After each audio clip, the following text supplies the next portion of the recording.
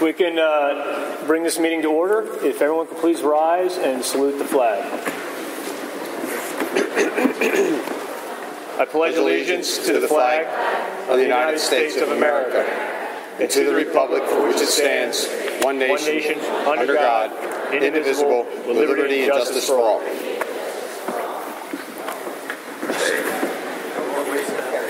Out of sync. It's like the Academy Awards last night. Okay, Mr. McCullough, can we get a roll call, please? Mr. Seminara, here. Mrs. Hamill. Here. Mr. Kurtz. Here. Mr. McCullough, here. Mr. McLaughlin. Here. Mr. Potts. Here. Mr. Shaheen. Here. Mr. Wolf. Here. And Mr. Basil. Here. Okay, under announcements, are there any edits to the agenda? I have one here in front of me, but does any of the board members have any agenda edits? Okay, seeing none. Item number 13A is now going to be 13B, and A shall now read as follows. A motion to approve resolution regarding alteration and or curtailment of educational programming and suspension of professional employees relating to the following. 1, substantial decrease in pupil enrollment. 2, elementary band program. 3, elementary school program, K through 5 class size. 4, elementary mathematics programs, basic skills class. 5, middle school program, reduction of 8th grade teaching team. 6, high school traffic safety course. 7, high school science program, consolidation of position. And that's the new 13A. Also under announcements, we're going to be having an executive session after this meeting to discuss litigation and personnel. And third, as just a message to the public, I understand we have a lot of people here tonight that are concerned about the board making some sort of cuts tonight, cuts to athletics in particular. There is nothing on the agenda pertaining to athletics this evening, just so everybody understands that. And 2, the board is not making any decisions regarding cutting programs tonight. We're discussing about curtailments and other issues that need to be sent to PDE as part of the budgetary process. So just so everyone's aware of that. Having said that, the procedures for public participation are in the inside jacket cover of the agenda. If you don't have one, maybe take a look at your neighbors. Essentially what that means is everyone is entitled to 3 minutes to approach the board and discuss an item that's on the agenda. And when you do so, please state your name and your address clearly for the minutes so we understand who we're talking to and we can record those later. Having said that, does anyone have a public comment? Sorry. Mr. Basil, can I make a suggestion? Yeah. Can we do number 7 first in case there is discussion number 6? Do the presentations first so that those children can go home. Okay, I think it's a good idea. Ending with number 7 first, please. Okay. Please do not shout out from the audience. Okay. 1 second. Please do not shout out from the audience, otherwise we will ask you to leave. Okay. Mr. Templin, you'll have an opportunity to speak at a point in the agenda. Not right now. Not right now. No, sir. Please sit down. Please speak to the mic. That's all we're hearing. We're going to address that issue. Please sit down. If this is the way it's going to go, we will recess and we'll take whatever time is necessary for everyone to calm down. Okay, I'll comment again. Mr. Temple, I asked that number 7 go first, so those students, if they so choose that the boards, they can go, excuse themselves, or whatever. That was my own suggestion, and I flip 6 and 7.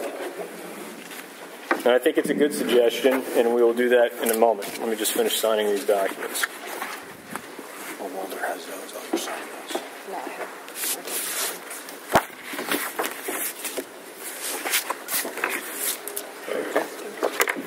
Okay, our first series of awards tonight, under number 7, is we have 4 students who we will recognize for achievement of Eagle Scout. We're going to ask Mr. Shaheen, as he is involved pretty heavily with the scouting organization, to present these awards to the following students from Troop 521 and also one from 597.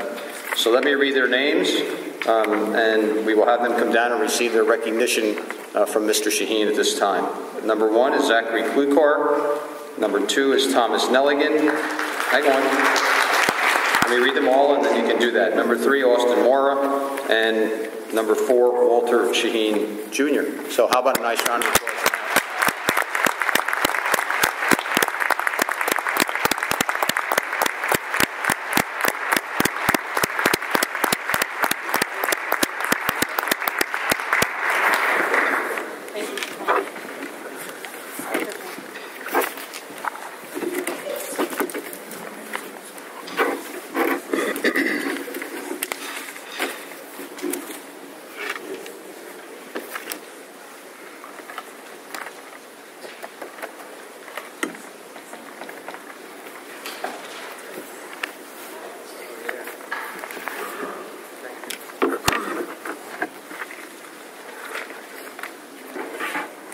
Thank you. How about a nice round of applause again for these young men?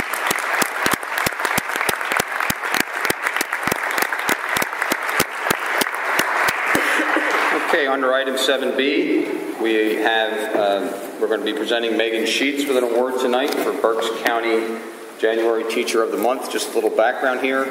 There's a Berks County About Families newspaper here in Berks County, and they recognize the Teacher of the Month.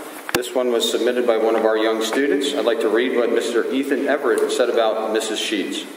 I would like Mrs. Sheets to be picked for Teacher of the Month because she is nice, thoughtful, and helpful. I think she is the best teacher in the first grade. That's why she should be nominated Teacher of the Month. So thank you, Ethan, and thank you, Megan, and let us present you your award.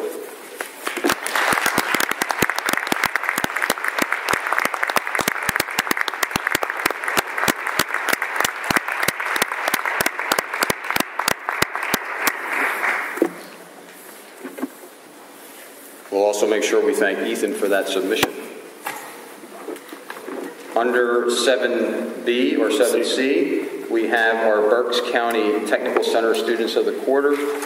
And just again for background, BCTC instructors select a student from their program whose attitude, skills, and knowledge gained during that particular quarter is above and beyond the standard. The student shows initiative and integrity in performing their tasks and is overall the best student for that quarter.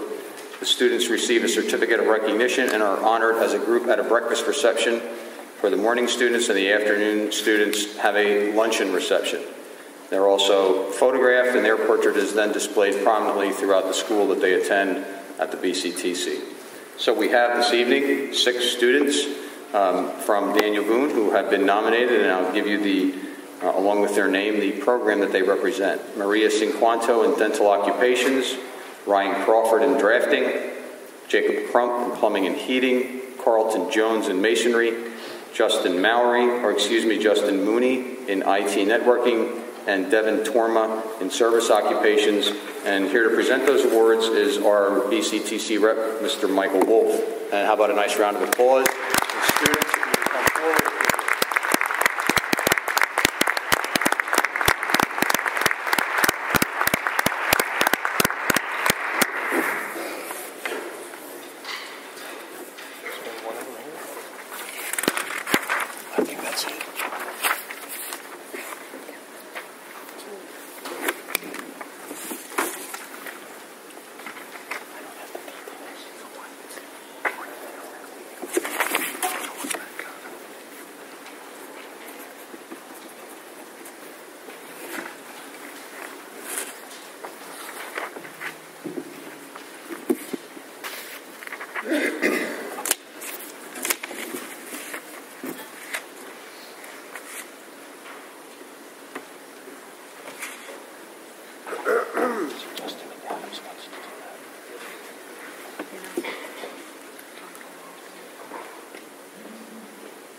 Okay, thank you again to those students.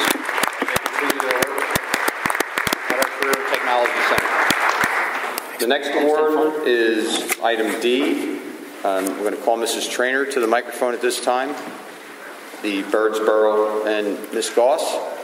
Birdsboro American Legion, Post 626, has a donation for us, and I'll let Mrs. Trainer approach and explain this event, or this donation.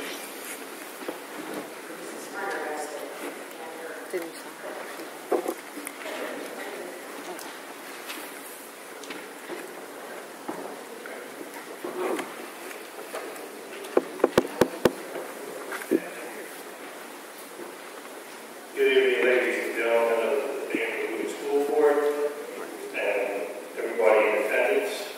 My name is Stanley Janeski. I'm from the American Legion in Burford, 10626. And I'm here tonight to present the school board softball team and the boosters with some checks. So the first check, I guess I can give it right out. Mrs. Anne Marie Trainer, it's a check for $950. And I have the Danny Blue Booster, Zachary Coon, Mr. McAdams, stand corrected, and that's for $475.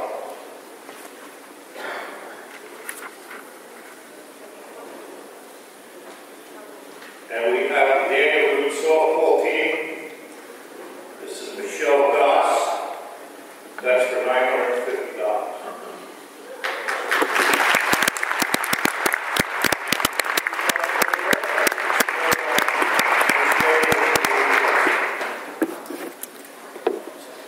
We just want to thank you guys on behalf of the board. Thank you guys for those donations. It's truly appreciated. Just so that the board and those in attendance have a sense of what the American Legion is donating to, they're providing additional funds for us for all the activities we do for economically disadvantaged children within the district so that they will have an opportunity to be academically successful. So it is truly only with donations from all our community organizations like this that we're able to help them. So on behalf of the children, I too would like to thank them for this donation. Thank you. Thank you.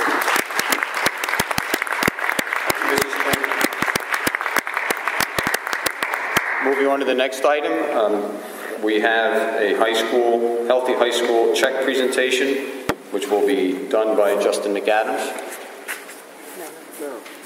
Or by Sodexo? To Mr. McAdams, my apologies. Mr. Burrell.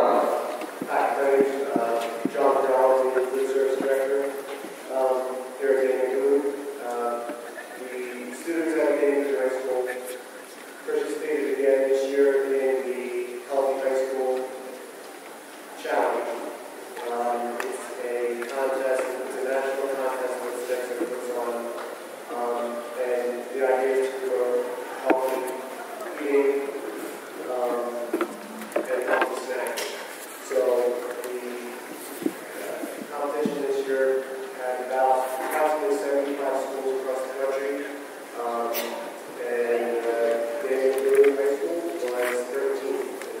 So with that comes a check for $1,000.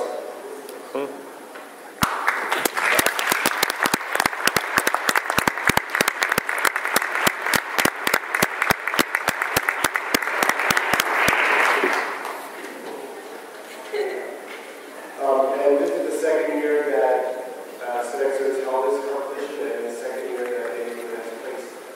So we're 2 for 2. Great. Thank you so much. Thank you. And I do want to, before I close out, just a quick amendment of my own. Our technology students had a very successful weekend, and we'll have them back next month to recognize their efforts over this past weekend. I think we did post some material on our website, so again, congratulations to that group of students. And that's it. Okay, having said that, we're going to move back to item number 6 on the agenda. So presentations by the public on agenda items only.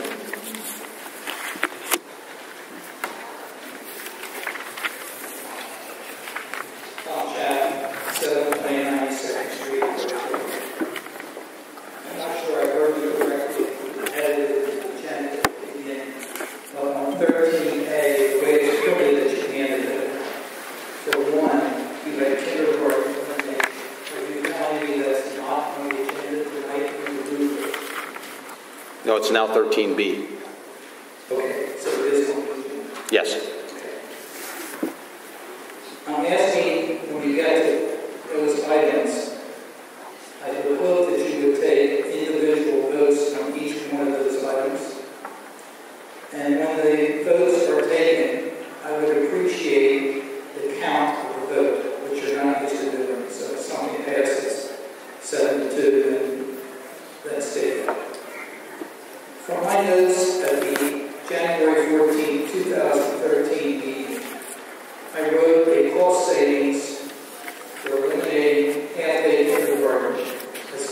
$436,000. At one of your public meetings this month, someone asked if you will lose state reimbursement if you cut half-day kindergarten. At that time, you did not have an answer. Do you have an answer this evening? Do you have any other questions, Mr. Schott? Well, I have a comment. Okay, go ahead with your comment. Well, my comment depends on the answer. I see. Okay. Good point. Do you remember what that was? We did do the research, and so my recollection was around $7,000. $7,000. It's approximately $7,100. However, it would not be a reduction in 13-14 revenue. It would be a reduction in 14-15 revenue according to the PDE.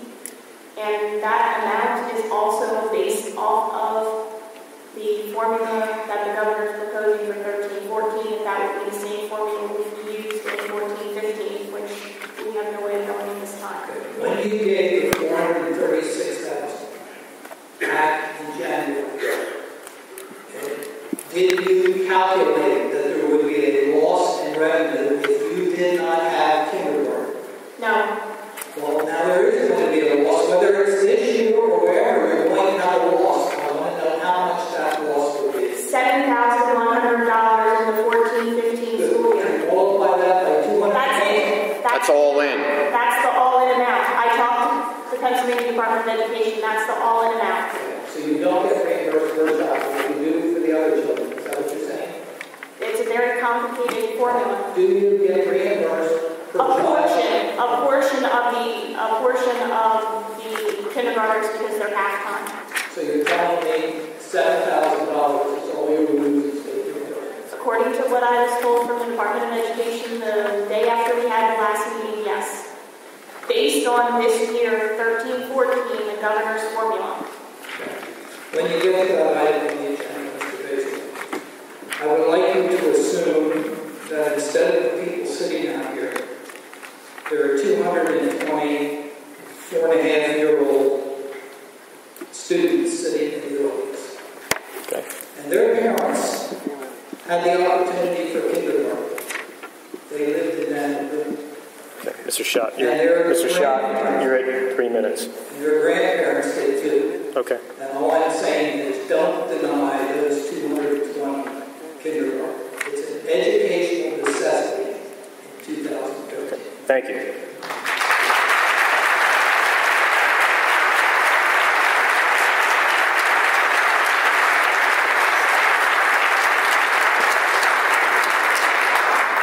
My name is April Andrews. I am a taxpayer, parent, participant. Could you state your address, please? Yes, 6 Juniper Drive, Douglasville, PA. Thank you. And to Ms. April and to the members of this board. I came this evening as an educator and as a parent to speak to you about kindergarten. It doesn't only mean kindergarten. What ends sports, and I know we're not going to touch on that tonight, and I realize that is not on the agenda.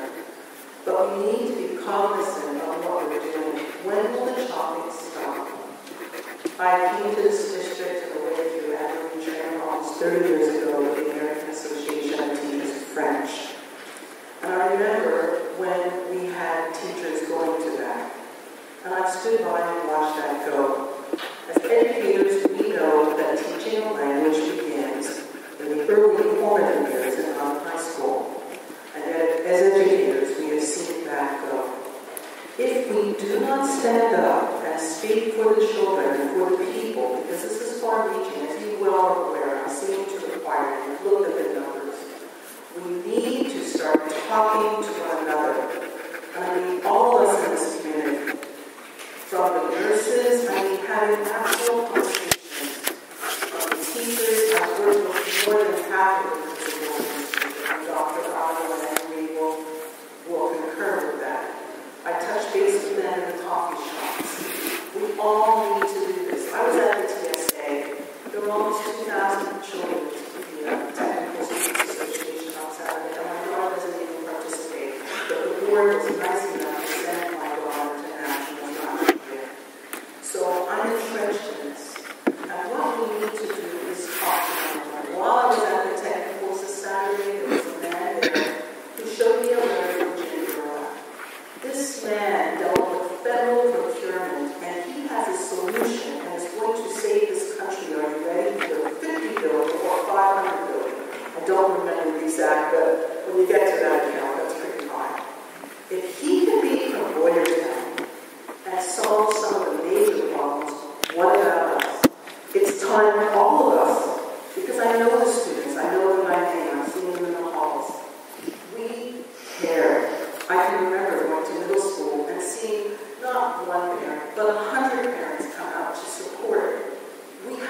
wonderful community. And by saying we're not going to do this, we're going to lose a lot more. There's going to be a brain trust that means I already hear our sports people saying, I'm leaving. So let's sit down. I know it isn't on the agenda totally tonight, but what if we just come to it? Do we just go to computers? Not that computers aren't great. What do we do? How do we solve this? There's a big hole that's not going to go away, as we know, in this country. I've taken a 50% cut in my pay. Now it's $1,500 deductible for health. So I understand that. We all do. We all have to make serious decisions with the bottom line.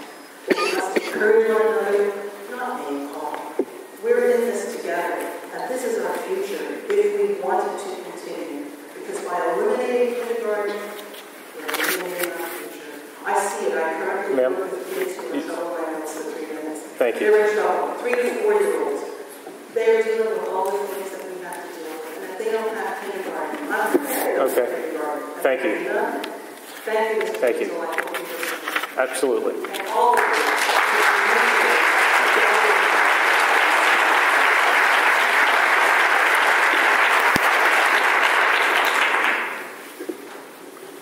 Cindy McGee, 101 North Spruce Street, Pennsylvania.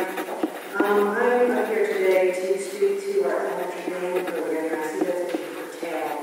I don't understand what curtail is. Is that eliminated? Is that something that's completely taken out of schools? It's a domino effect. We don't teach these kids in elementary school how to play an instrument. Your middle school or high school program are so highly valued and so successful in this community are just a collapse.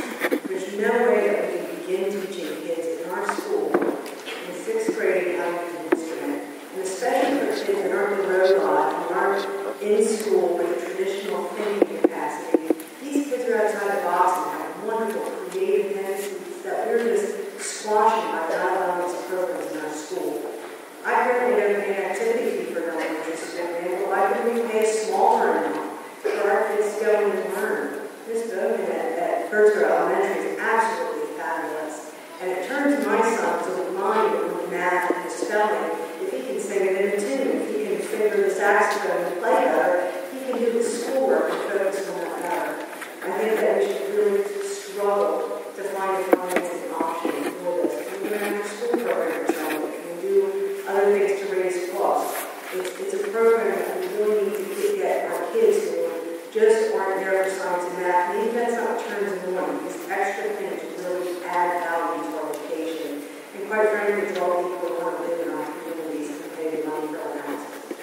So I'd just like to say I support that program, and I'd like to see if we can do something to keep it in our schools. Because we have great teachers, we have a great middle school band, we have a great high school band. All three have to be in place for us to keep that success. Thank you.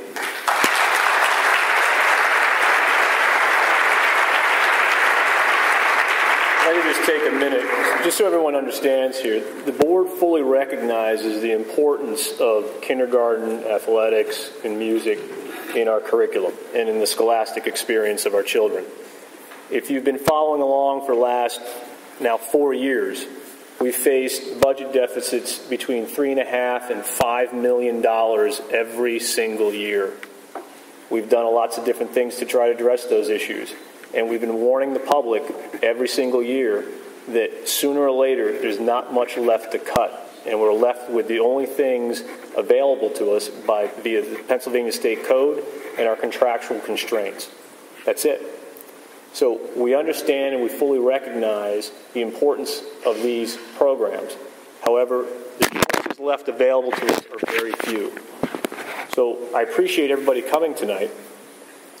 And I would love to see this type of attendance at all of our meetings, quite frankly, and particularly at some of our committee meetings, where we discuss a lot of the solutions and alternative solutions to these specific problems that we're trying to address.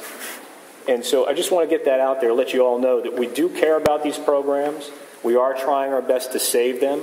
We are looking for alternative solutions. And we can use your help. You know, fundraisers, alternative means of providing the same service. So those types of ideas are things that we're creatively looking at right now, and we'll need your support to implement those things as we go forward. Okay? Having said that, sir, please go ahead. State your name and your address. My name is Frank Goldkamp, 102 Briarwood in middle school. Okay. My question is, in the board's opinion, are the townships within the school district doing everything they can to bring in revenue for the district? We have an economic committee that has met with the supervisors of each township and talked to them about ways that we can stimulate additional development.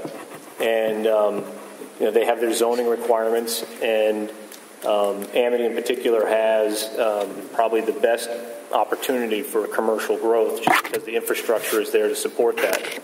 And we know that they're actively out there campaigning to bring that type of industry into the marketplace. So in your opinion, are they doing as much as they can do? Sure. Can they do more?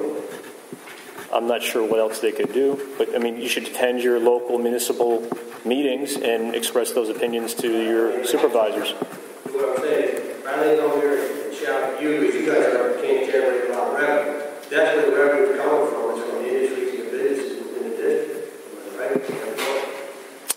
Yes, the majority of our revenue comes from local taxes. We should be on those folks, not necessarily you.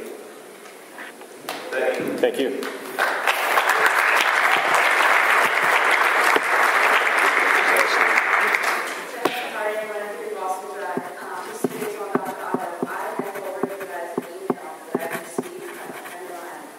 I'm sorry, could you say that again? I forward you to an email that the PDE is offering a grant to schools, nursery schools, and school districts for a free kindergarten for 5 years. This is pre-kindergarten. They are offering a grant for it, and you're looking at it in kindergarten. Is there a way that we can go for this grant and get it to save our kindergarten? I don't know anything about the grant, so I can't speak to that at the moment. We can take a look at it. I mean, it's certainly one of the things that happens with grant money is the same thing that happens with full day kindergarten. The money's there for 3 years and then it goes away, and then you're stuck with trying to pay it. So we can certainly take a look at it to see what kind of structure that grant would be. When I sent you guys the information, and I also sent the information on to our legislators asking them how the Department of Education can have this money to offer a grant for kindergarten, yet they can't give us the money to keep the school district that we have currently. Well, that's a good That's point. a good question. We'll follow up with that. Thank you.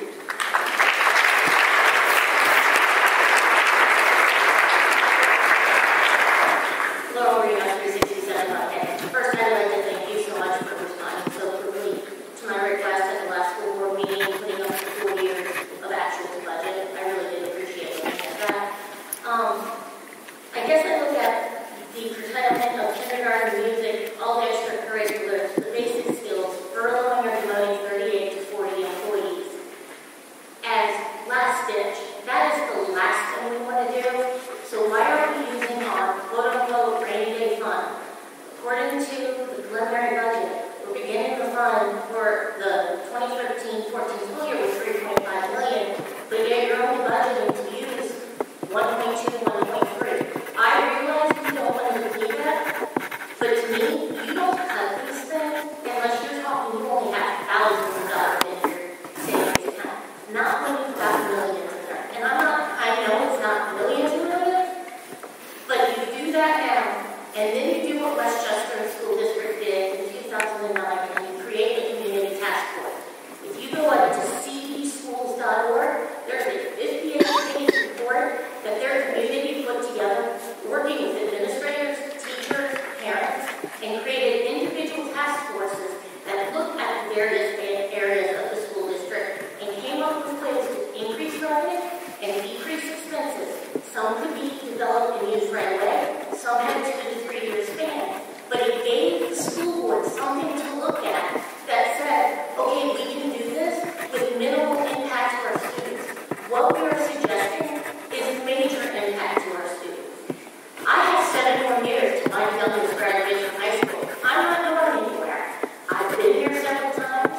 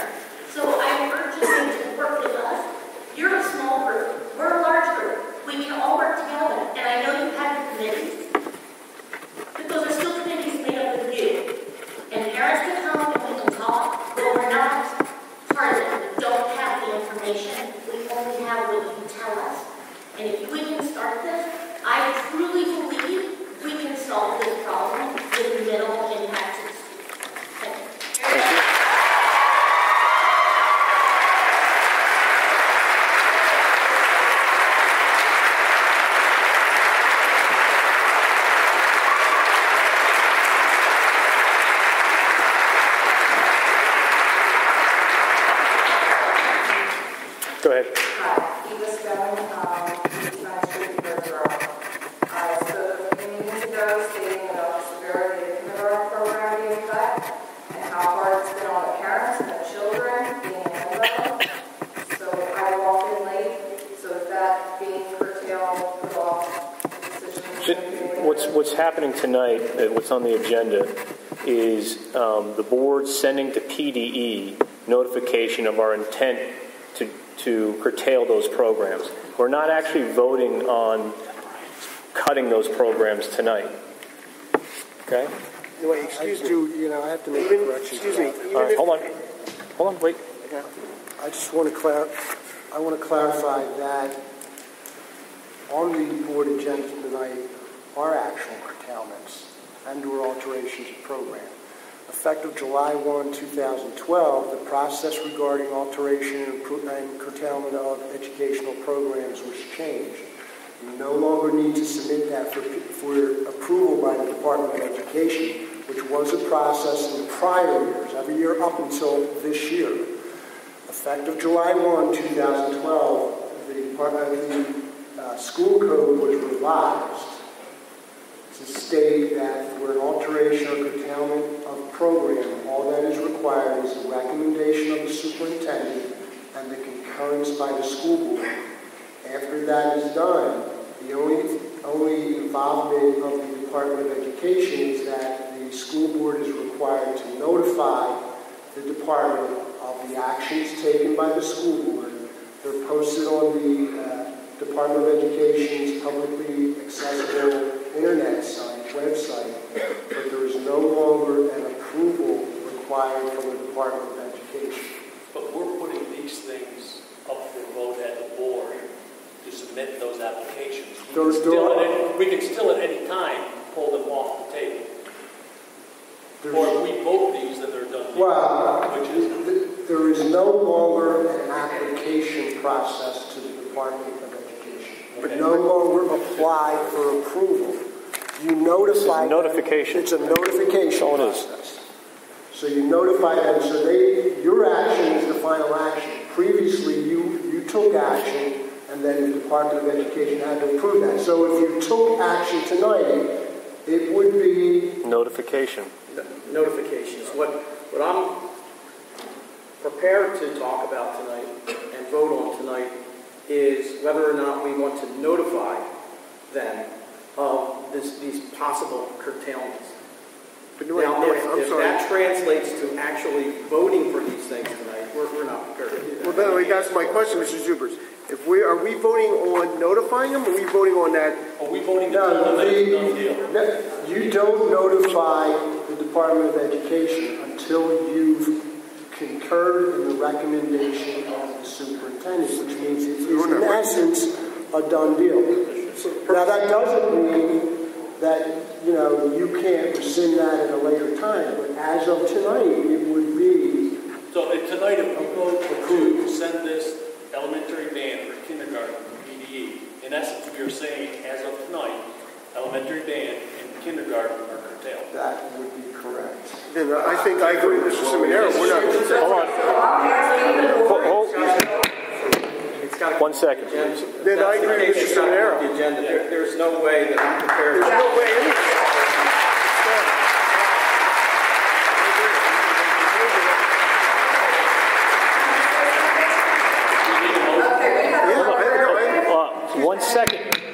One second, please. I make a motion we curtail, we get rid of the whole section. Yeah, we're still working. I'm prepared to make a motion to remove them from the agenda. And I'll second that. Immediately. I've already done it. 13. Item 13 is off the agenda. Yes. I was hoping to understand that tonight was the process of voting on these to submit preparation for a future curtailment. No, that we've been curtailing tonight. Well, I think that's the distinction. There's a discussion. Let's discuss this. It's important enough that we need to discuss this. I think there's so many times we put this stuff forward. Hold on 1 second. So, Mr. McLaughlin, I think what the distinction that Mr. Subers just made was that we are actually notifying, if we vote to approve this, we're actually notifying PDE that as of tonight we're curtailing those programs that are listed. And under the caveat, you can rescind that at any time thereafter, but PDE, as far as PDE is concerned, those programs are gone. But they're not part of July the 1 of 2013. So if we don't rescind them, 1st. then they're gone, right, Mr. Zubers? That would be So correct. if we do it tonight, if we do not rescind them, they're gone. So I think I agree with Mr. Sheen and Mr. Seminaro. Table. We're not prepared. We haven't had a budget meeting since December. How can we talk about anything like this? Hold on, Mr. McCullough, I don't think you're getting any objections. Okay, well, I mean, I think we should have known about that. So, I don't think you're getting any objections from anybody else here. Of what we were going to be voting on tonight. And this is we were first and second. Yeah, it's different. Okay. Yeah. I mean, again, the state changed its process, so we were on What you were anticipating was the process for every year up until Well, this year. we knew the process. We thought this process was we were notifying the state you're considering this. We understood we didn't need their approval, but we were under It was our impression that this was just a notification and a formality. It was not a... According to the school code, you don't notify the state until you've curtailed the program.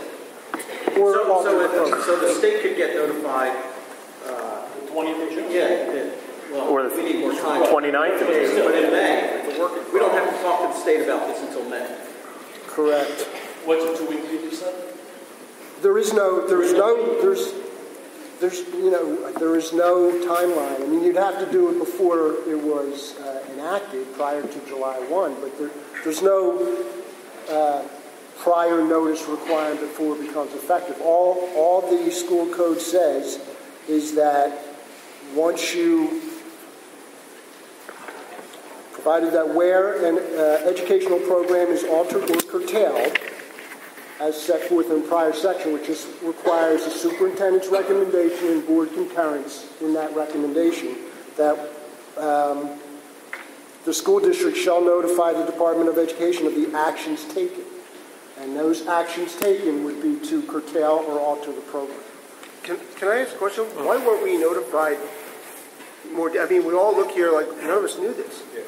I mean, I'm somewhat appalled that we didn't understand the change. Now, let me clarify that. I was under the impression that it would take an action through the budget process to actually make the kindergarten go away, that you have to make these applications to the state in order to be able to do that as part of the budget. That's not my question. My question is, we were under the impression, again, I'm speaking on behalf of myself, it was under the old way. We asked for approval, and then it's up to us. But in this case, it's somewhat changed, Mr. Zubers. Right? Well, in this case, it is now up to you. You no longer need department approval. We've all agreed that we're going to work this budget until correct. So the last day that we can work to try to save as much as we can. I'm not denying that, but I think so voting for anything to be eliminated is just not. Well, no, my concern, Mr. Seminaro, is I think we should have been more. I told this even 2 weeks ago when kindergarten was brought up 2 weeks ago. That 2 weeks ago when we sat here and it was a 4-4 tie, so to speak. This should have been discussed then. That we're actually voting. Well, we didn't have our legal counsel present for that meeting at that time. I'm sorry. I think someone should have explained. Someone should have told us that. Someone should have known that. No. Hey. Come on. Okay. So we have a motion on the floor to table item 13. We have a second? Yes. Any further discussion? Okay. Can we get a roll call? Yes. The motion is 13 will be tabled. All number 13. Oh, I'm sorry. I didn't know it was okay. The motion on the table is that 13A be tabled. Mr. Sheen first and Mr. Potts second. Mr. Seminaro. Yes. Mrs. Kurtz. I'm sorry. Mrs. Hamlin. Yes. Mr. Kurtz. Yes. Mr. McCullough, yes. Mr. McBaugh. Yes. Mr. Potts. Yes. Mr. Sheen. Yes. Mr. Wolf. Yes. Mr. Davis. Yes. Motion tabled. Okay. Ma'am, go ahead.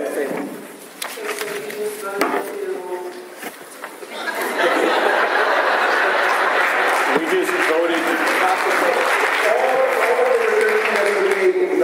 We just voted to table item 13 until a later date. Kindergarten will not be. Okay. And this whole curtailment application proposed by Dr. Otto Will not go. has to be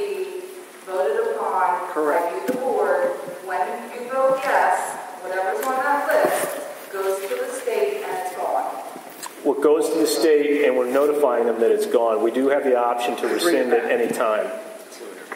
Okay. But as of now, nothing is going I have a question about the librarian and the elementary assistant principal. They were on this list of, once was 14. I can answer that. They would have been, they were part of when this is under the closure of the APC building. So that is another option that the district has. If APC would close, they would be lost as a result of that, and they wouldn't be involved in this application process. But that original list of 14 at the last meeting there was a big argument about whether to take kindergarten off the table, and 2 items just got taken off the table without. They're not off the table. They're under another category. But they're not listed under a motion to approve. They don't have to be. They don't have to be handled under the curtailment resolution. They can be handled under, if theoretically the district closes APC, under the school code, the district has the right to furlough employees under that process. So these would be separate votes. Okay. That couldn't happen until. It makes sense to me because there was a huge fight about we're not taking anything. This is all equally important. We're not taking anything off the table. And now there's 2 items off the list. And no, they're not off the list. I think what you're misunderstanding is. Look at 13A1 where it talks about a substantial decrease in student enrollment. That's the closure of APC. Closing APC is the elementary principal as well as the librarian development at APC. So in essence, we bundle that into one category. Instead of voting on it individually, it's a curtailment of the entire building. And so 13, what you don't have on the change that the mayor party come in and said we were going to. It just seems like it's a game. Look, just so you understand, there are certain procedures that have to be followed in order to comply with PDE, okay? And so what the board was trying to do was follow the requirements laid out to it by the Department of Education in terms of notifying them of our intent to balance our budget with certain curtailments. That's what the board was trying to accomplish, to make sure that procedurally that we were moving along the right path. So when we get to the end of June and we have to make certain decisions, those procedures have been followed appropriately. Okay? That's what was going on there. Now, and that's what the curtailment list was. Aside from that, we were also considering the closure of the Amity Primary Center. We had a hearing about that where information was provided to this board as to reasons why it would be beneficial to the district to close the building. As part of that closure, you found on that list the librarian and the assistant principal. The assistant principal. Okay? That closure process is still in place. We're still in the 90-day or 3-month due diligence process where we are. Well, I'm not going to speak to that at this time. Okay? May 6th, this board will render a decision on that. All right? But that is part of that process. It's not part of the curtailment process per se. Okay? Okay. In my opinion, even considering cutting kindergarten, the very beginning of our kids, is unbelievable. 3 minutes. Oh, well, wait a minute. It's going to change our curriculum. I have gone into my brother's kindergarten and first grade classrooms. The children that don't go to preschool, I mean, it's right and left. It's unbelievable. I followed first grade, still struggling a little bit. You cut kindergarten, not everybody has money to spend on. I could send my kid to a private school. Not everybody does have that money. And if you would look into the numbers, look into reduced lunches, things like that, people that can't afford to send their kids to preschool, which I'm on a preschool board, we see that. People don't want to spend the money to send their kids to preschool. They're not going to spend the money to send their kids to kindergarten. First grade is going to be horrible. Okay, thank you.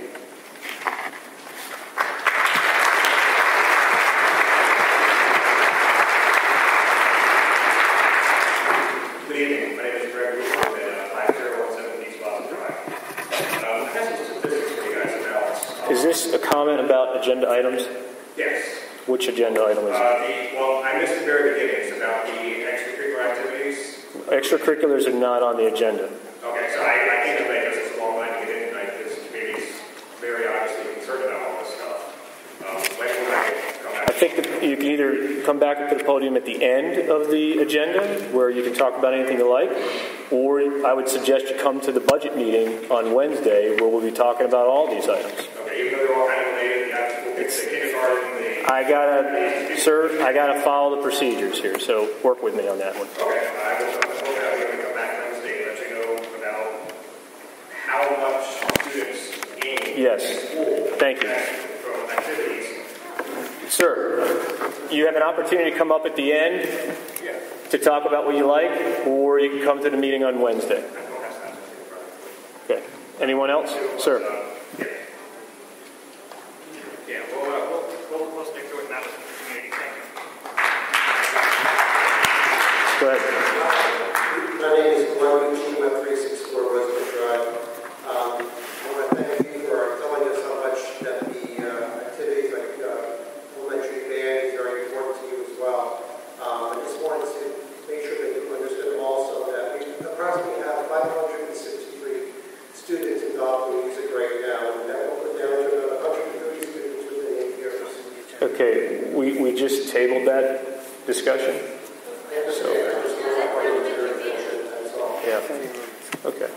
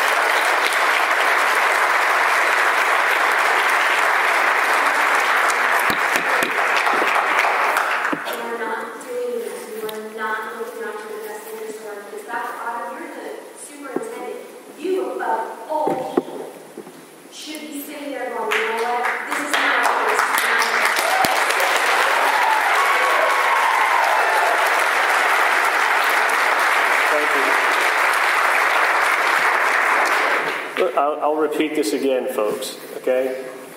This isn't a choice between what we want and what we have to do. This is a choice between have-tos. So if you have a solution for coming up with $3.5 to $4.8 million, we're all open to ideas, okay? We recognize that kindergarten is important. We recognize that all these things are important. We're looking for solutions. Okay, go ahead. I'm going to comment. Laura Tyler, if you're tabling the discussion about kindergarten for tonight, what are you thinking about registration for tonight? I think what we've discussed before. We have a budget meeting on Wednesday. We're going to be talking about kindergarten and extracurriculars and things of that nature. And we've suggested to the public, quite frankly, that go ahead and start registering. But under the caveat as it stands now, it's one of the items we're looking at cutting to balance the budget. So the last meeting that I attended, there was talk about not having to have the community register without deciding for certain whether or not we're looking to register. That's changed. Nothing's changed since the last meeting, ma'am. We decided at the last meeting that we're going to have a budget workshop to discuss the budget. I'd like to comment. Go ahead. Just want to make a general comment to the young lady that was just here. I've sat here for 4 years, and I've watched, as Mr. Basil told you, $5 million. $5 million, $3 million last year, $5 million this year. I can tell you, I've been an educator for 36 years. Any one of those cuts didn't come as recommendations. They came out of necessity. I don't support cutting kindergarten. I don't support losing athletics. I sat here 2 years ago. I was a foreign language teacher for 12 years, and I cut Spanish and French. I'm not asking you to cry for me, but I'm telling you, these things don't come as recommendations. We are in financial trouble. I can't explain that. There's a long history. We will call a recess, okay? Sir, we've had a budgetary meeting in December. We explained how we got here in intimate detail, okay? And we can have that discussion again on Wednesday night. We're not going to have that discussion here now. Okay? It's not germane to the meeting tonight. I'm just going to say it again. I am not here to recommend that kindergarten gets cut. If it has to get cut, it will be a financial decision. But I am not here to say programmatically that I want to see kindergarten cut. I'm not here to say programmatically that I want to see extracurriculars cut. But again, we have a financial problem. And if you really want to help us solve it, pointing fingers at one person here, there, or everywhere isn't going to solve it. So I just want to go on record making that very clear. We have a $5 million budget gap. Not 500,000, $5 million. That's a lot of money. And I'm telling you, the recommendations are, the things we're saying are not recommendations to make these cuts.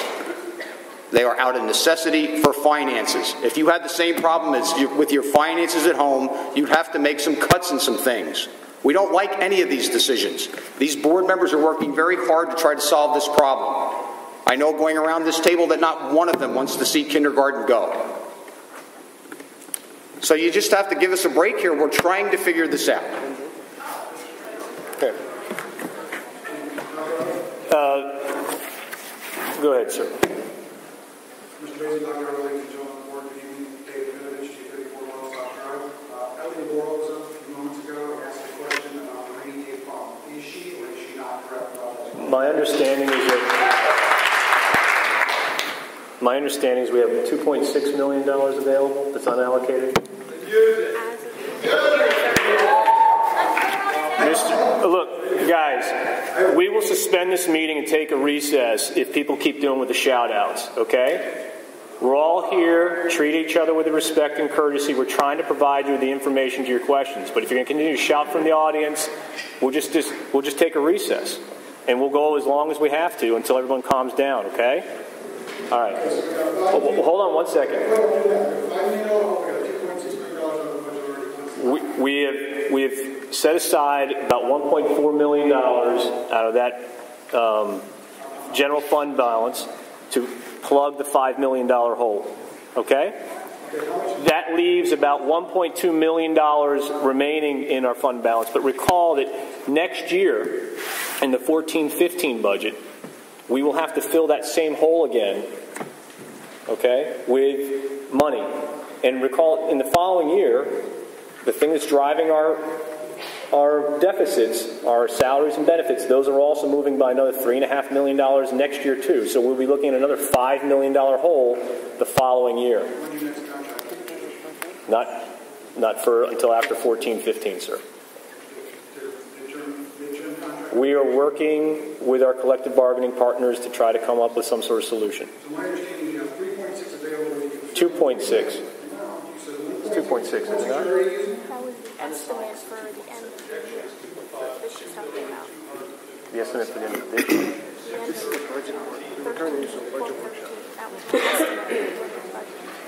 I don't know what we're at yet. Just want to do math. How much is it? It's not even on the agenda. Yeah, we've assigned $1.3 million of fund balance use to balance the budget this year. Okay? And we've got $2.6 million to get us through the next 2 years. Well, the tsunami was last year, it was the year before, it's this year, it's next year. Okay. So my question is, you've got, as somebody said, you don't have a lot of choices. You said it yourself. Look, I've suggested it at previous meetings. We could use all the fund balance this year, and then next year we'll be looking at cutting all the programs next year. I understand. Okay. But if you do budget, you get a budget more time than you have right now.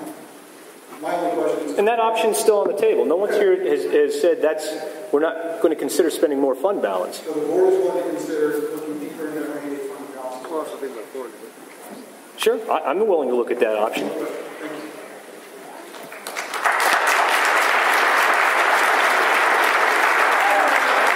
Nicole Sherman, Maple Springs Drive.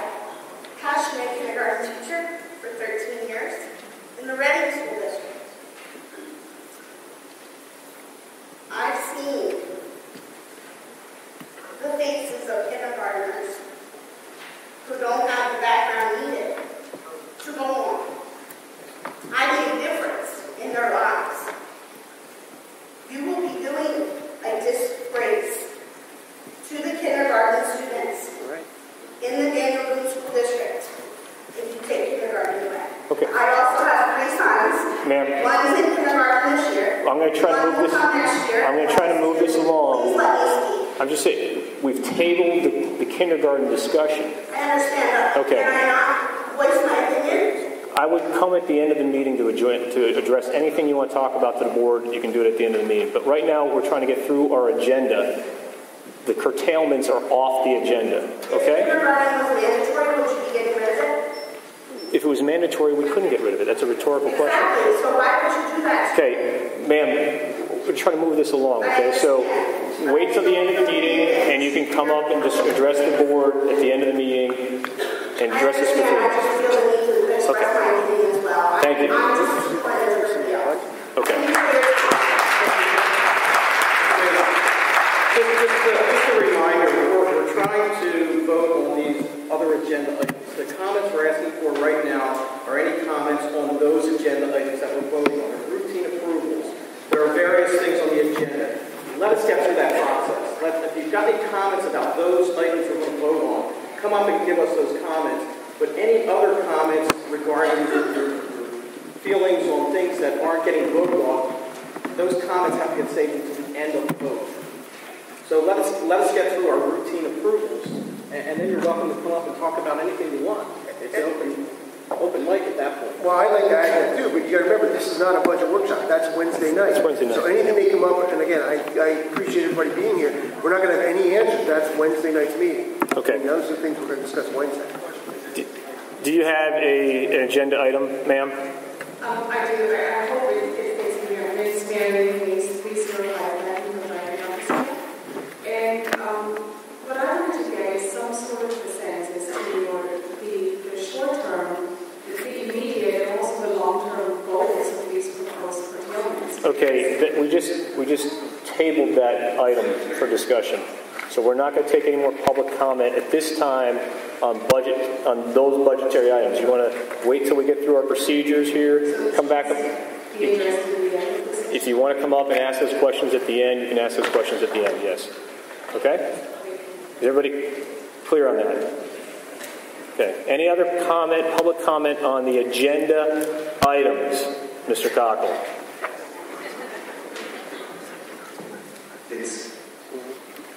It's about tax revenue. It's not anything about curtailment. Is it on the agenda? I don't know. All right. Can we wait till the end? Yes. Yes. Okay. All right. Any other comments on agenda items?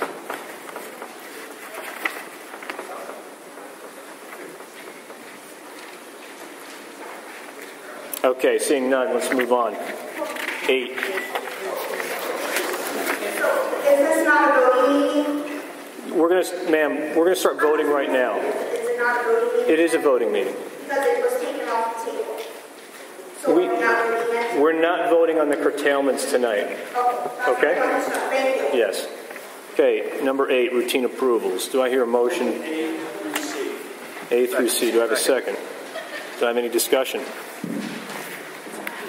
Okay, seeing none, can we get a roll call vote, Mr. McCullough? Yes, I have a first through Mr. Shaheen and a second through Mr. Potts.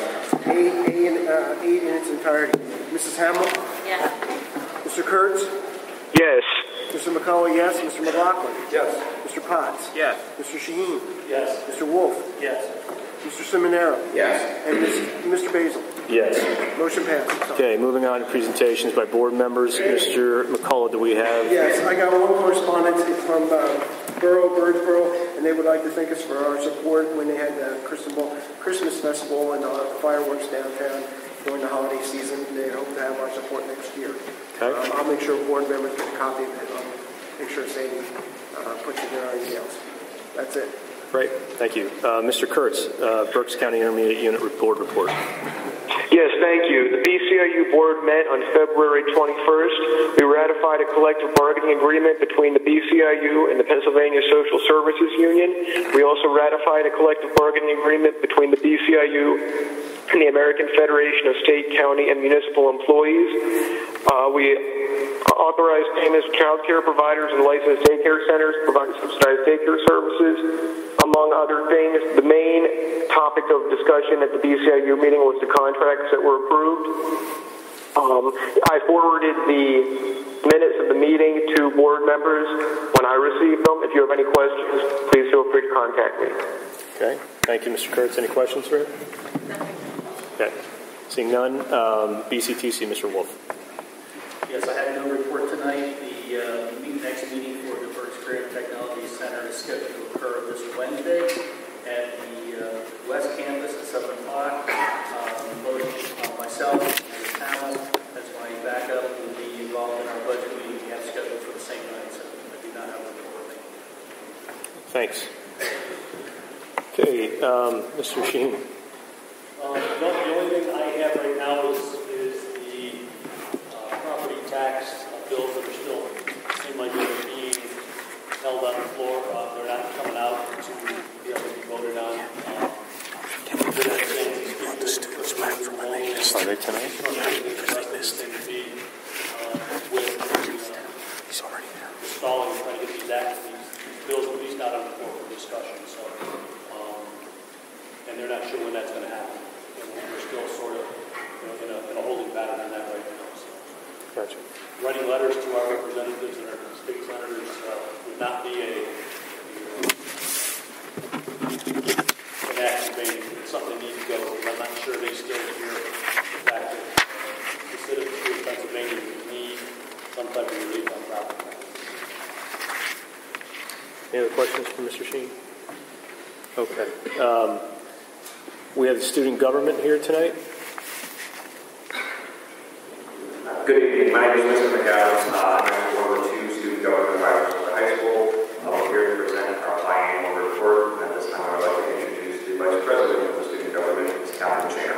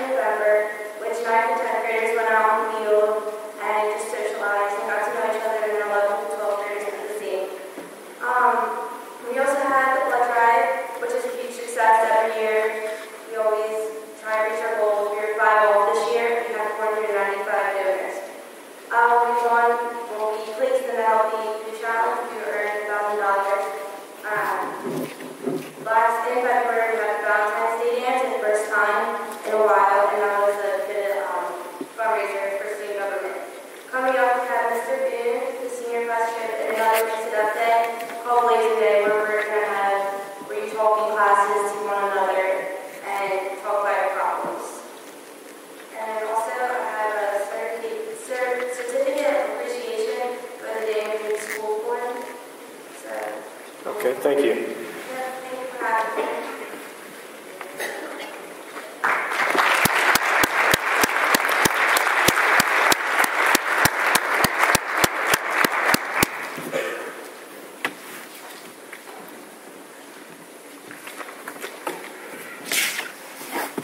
Okay, do we have other committee reports?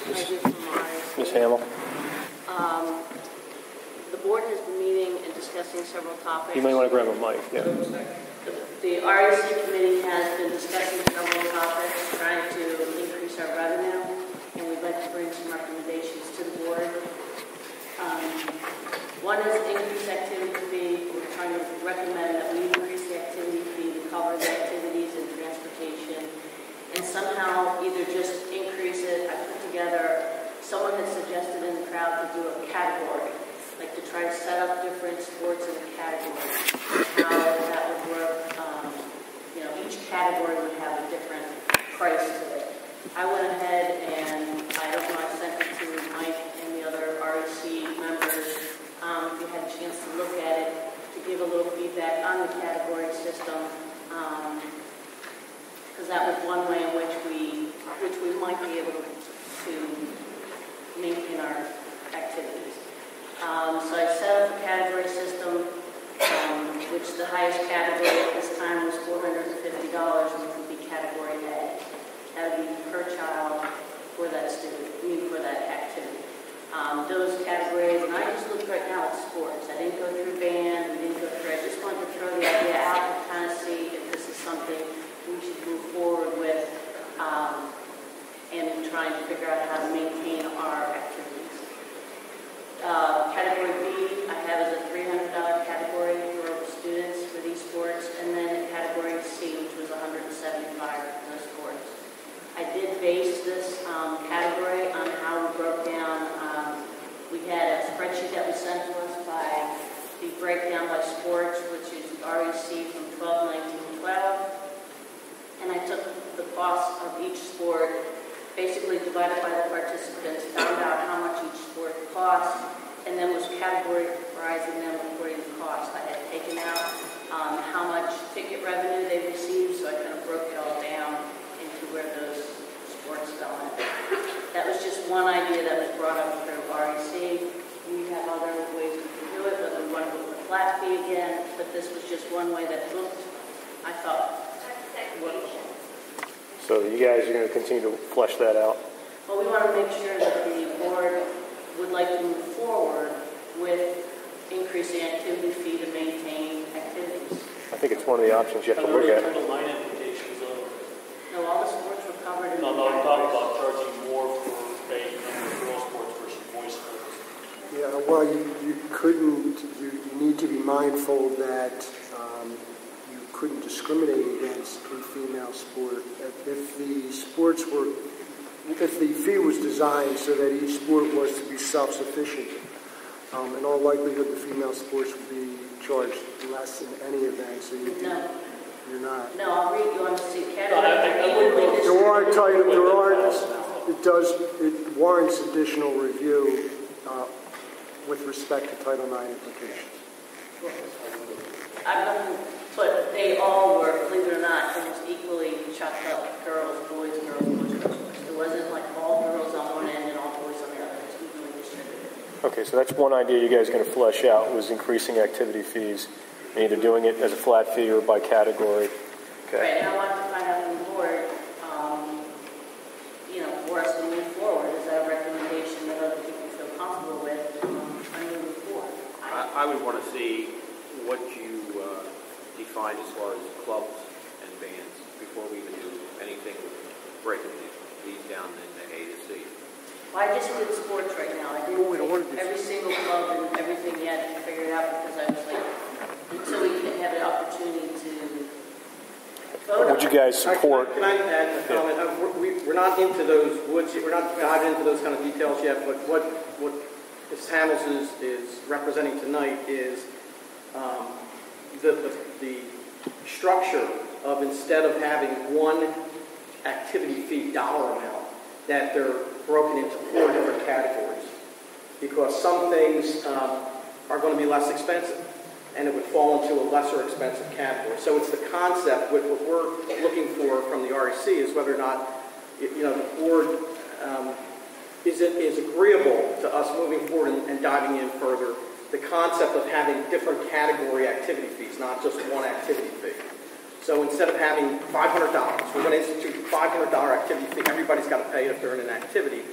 There's categories. There's maybe a $500 one, a $400 one, a $200 one, all depending on what the cost it is to run that activity. So that's a very, very high level. That's what we're talking about. Yeah, I think that's a great idea. I think you guys ought to take a look at that. Other than getting your impression of whether or not you guys are okay with us looking into it further. What are the legal ramifications? Well, I think the legal ramifications are clearly you can charge a activity fee for extracurricular activities. There's no parameters set to that. Dr. Otto had forwarded an article about a school district, Juniata County, that in essence self-funded their athletic program through charging an activity fee. What I'd like to do is when we have, a more set proposal, that we could perhaps forward something in draft to the Office for Civil Rights for a guidance opinion on that, so that we're know in advance that we're okay on the Title IX issues. I think we also, in the past we had said that anybody who was on youth pretty much the waiver fees. I think you need to look at as much as you can without actually dragging names. Look at the name, how that affects this overall thing too, because you're doing it based upon an assumption that 100% money is 35% of people are money. It brings your target down. Right. And you need to look at that. And my fear is the fact that there is no checking on the first 3 months instead of more people who sign up for 3 months. So you need to be real careful and take that into consideration at least. No, I think too that's going to come into play too, where we have people that if there are 100 individuals on that team, now all of a sudden there's fees down to 50. I was going to say, we should go back, you guys should contact the boosters, sports boosters, and say, can you give us a general feeling if there's 80 kids on a team now? We were doing this in conjunction with the boosters. Okay, I'm just asking, if there's 80 kids on a team now, you might only get 30 now. Again, they would have a better feel of how many parents feel. Mr. Wolf did bring that up. Okay.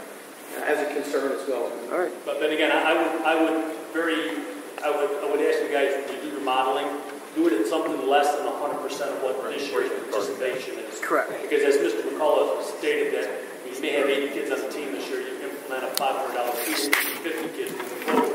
And again, if you model it on heating, it's going to fall short again. And we may not get what we want. And we're not sure what the dollar amounts are. I mean, we're just throwing out the concept of the I think the concept needs to be investigated. You've got to investigate everything to save the program. Okay, so we can move forward. Even if it's not 100% funded, if it's 90%, it's a lot closer than we are right now saving that program. Because we understand that in many cases the actual cost to the parent is much larger than the activity fee that we currently assess. So especially for some of the programs, I know they're spending $800, $900 for their students. So we are mindful of trying to get just so we're very comfortable when we bring this back for a vote. I don't want to have anything happen what we happened earlier this evening. So let's have everything down to a T. Well, that's, even if we bring something closer to, since we have nothing now, if we can at least figure out a way to get the ball rolling and keeping activities coming, that's the goal.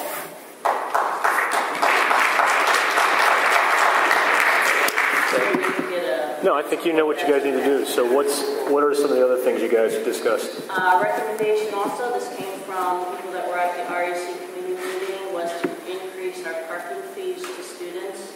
They felt that this was something that two of the women actually said $75 is a reasonable cost. Once again, these are all things that we can discuss on how much the cost is, but currently, and please correct me if you know it, I thought it was $20 is what we're currently paying, and then some of the parents told me they just felt that was not enough money, and that came from parents at the meeting. So that was another recommendation that they had asked me to bring up. So increasing parking fees. Again, I would look to see what revenue we would bring, because right now, if I'm not mistaken, from Mr. Potts' committee, those parking fees are used to line the parking lots. It's not being as part of the budget item right now. It's being used to offset. But it could be. Correct. I would help pay some. But again, what is it? If you take as many pieces part this year, add in, is that an extra $1,000? Is it an extra $10,000? Again, let's get a flavor of what that fee would be. But I think we need to look at that.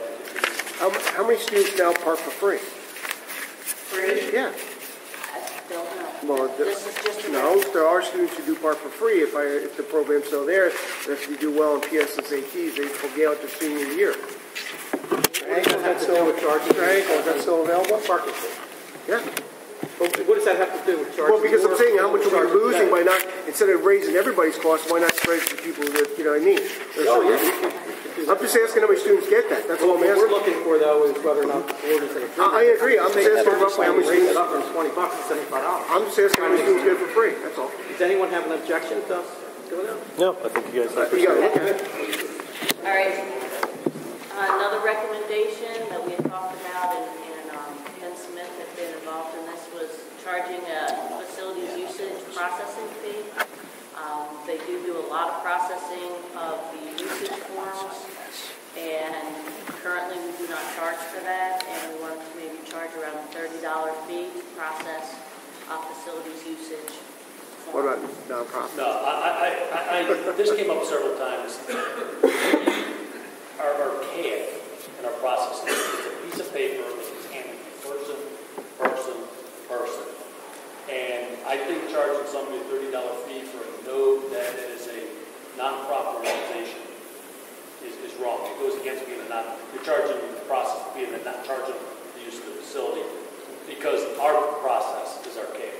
If you had a workflow or an email process or something where you go through to be checked, it's not a lot. I understand the cost of having to take this piece of paper, me signing it, and then handing it to you, and you signing it. But every time we touch that piece of paper, we incur cost because of our own inefficiencies. Correct. So if there's some way we can increase our own efficiencies, whether it's an email trail or something along that line, versus charging a $30 fee for a nonprofit, I'd be all for it.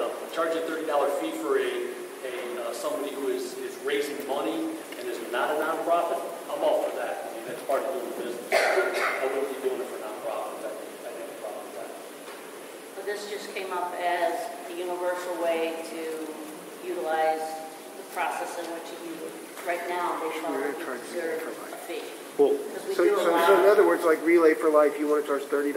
Yeah, absolutely. I think absolutely. Well, but I think Mr. Singh has a point. Nonprofits pay too. I mean, it's not just because you're a nonprofit doesn't mean you don't have money coming in. Okay. And there's a cost of doing business, even for a nonprofit. And to pay $30 for a submission, and that $30 goes toward helping save the programs in the school district, absolutely, I'm all for that. Okay. Municipalities charge fees all the time. Doesn't matter whether you're nonprofit, for-profit. Yeah, just my opinion. Sure. I would vote for when it came up. I'm just giving you my opinion that I think we should not charge nonprofits. There's not a delineation between it when it comes up to be voted, then it's what it is. So we can move forward with that. Recommendation for the board to move forward with the Market Street Sports Group after Cougars has the opportunity to look over the contract.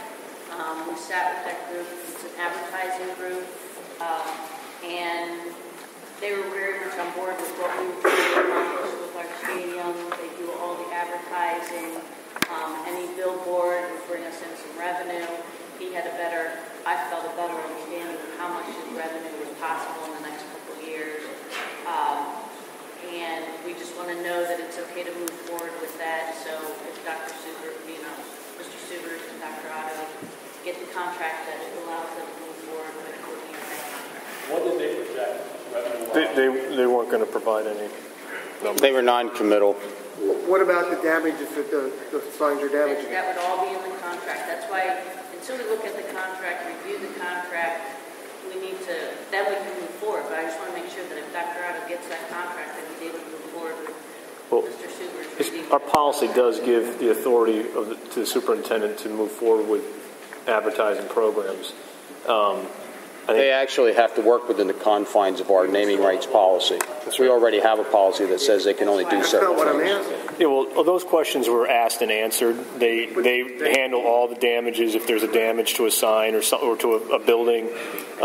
They gave an example of a roofing company that donated its roofing services to replace the roof on a school building in exchange for putting up an aluminum sign on the building. The sign blew off during a hurricane and damaged the building. They went out and fixed it. Mr. McCullough, this is a different group than This is not school media. Okay, I'm I sorry. was, Yeah, that group hasn't gotten back to I us. apologize. I was, oh, you were there too. My fault. I was impressed with this presentation. He was very honest up front. There's no upfront cost. Right. There's a 70-30 split with 70%.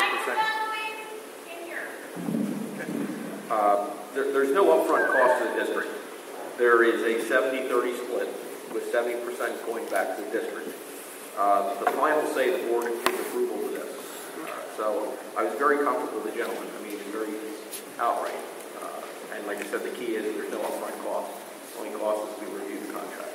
So I think this would be a great thing to go move forward with something. Yeah, actually, they have a contract with Pottstown School District. So you guys have already reviewed it internally.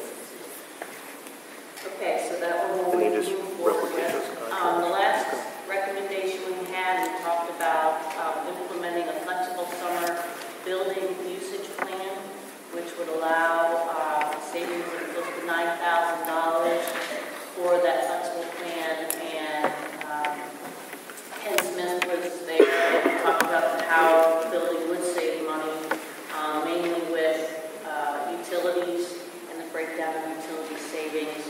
And we felt that it was very workable in the buildings. It would also keep our YMCA daycare open, and it just seemed like it would move very smoothly into a nice summer flex program. This is no union, no collective. I was going to say, this is a union problem. No, It's an after school? No, this is a flex, summer flex. It's a 4-day work schedule. Because some people on Friday Some work. folks would work 4 days. Some people on Monday Friday through work. Thursday. Contracts. And I think we leave one building open, the AIC building, to handle the Y daycare program we have in place. Minimally, it would be a meet and discuss issue. Yeah. Because we ran across this last time, we were at a 7.5 hour, 6 hour day, just an example. Now you're getting the same number of hours, but spread over 4 days. You're now 10 hour. I had some. Which needs to be discussed and agreed upon by that collective bargaining. I had some preliminary conversation with the union representatives, and they said they'd be willing to, give that consideration. We'll have to build that into the agreement. Yeah, I was going to say, shouldn't that go? I mean, nothing was official; it was just a conversation. I think, and that was primarily just for the school buildings, not pertaining to the Matthew Brook and the administrative offices. That's right. Okay, so that was another idea you guys are pursuing, is flexible work schedule, which would save about $9,000 to the school district. Okay. Correct. And that is what was covered at the RSC meeting. Okay, thank you. Okay, any questions for Ms. Hamill? All right. Just one thing, just want to confirm, because it's come up a number of times in emails from Mr. Subers.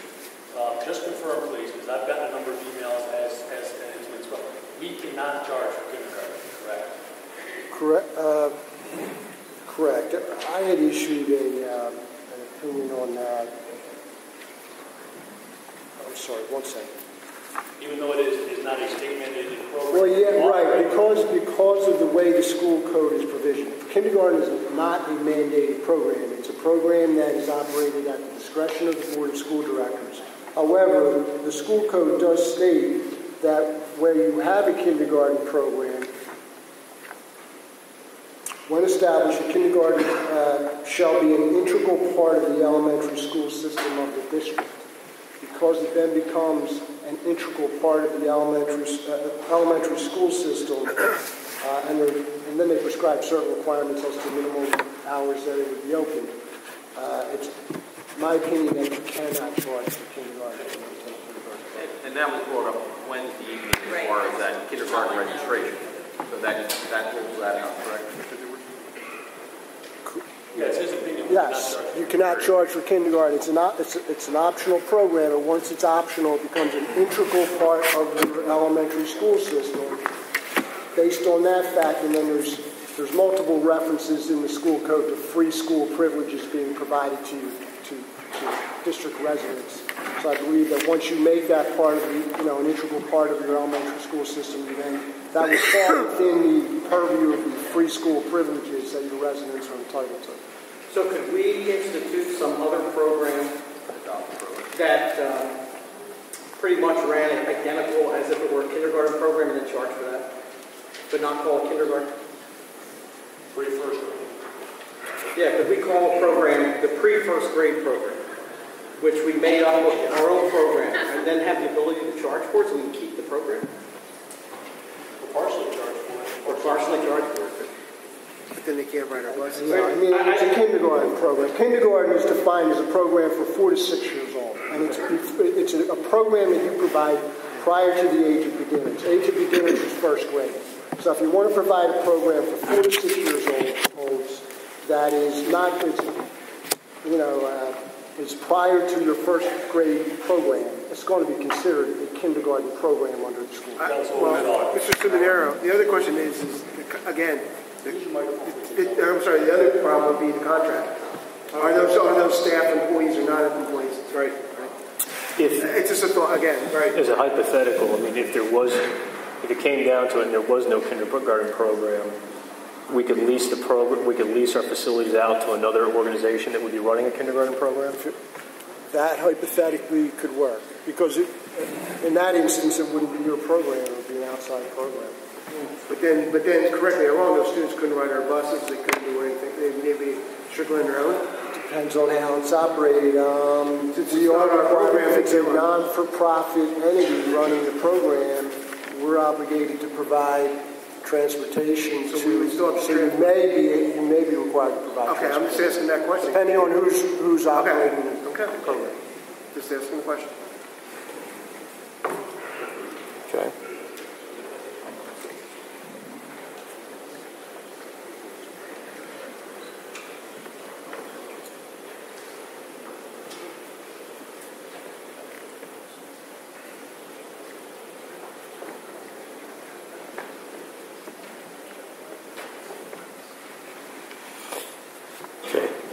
Any other questions, discussion, revenue enhancement? Okay, seeing none. Any other reports? Transportation? We're trying to meet Wednesday prior to the budget workshop. That's where we'll be at. Okay. All right. Anything from buildings and grounds? We're going to have it. We will be having our general meeting at the Matthew Brook Building March 4th at 6:30.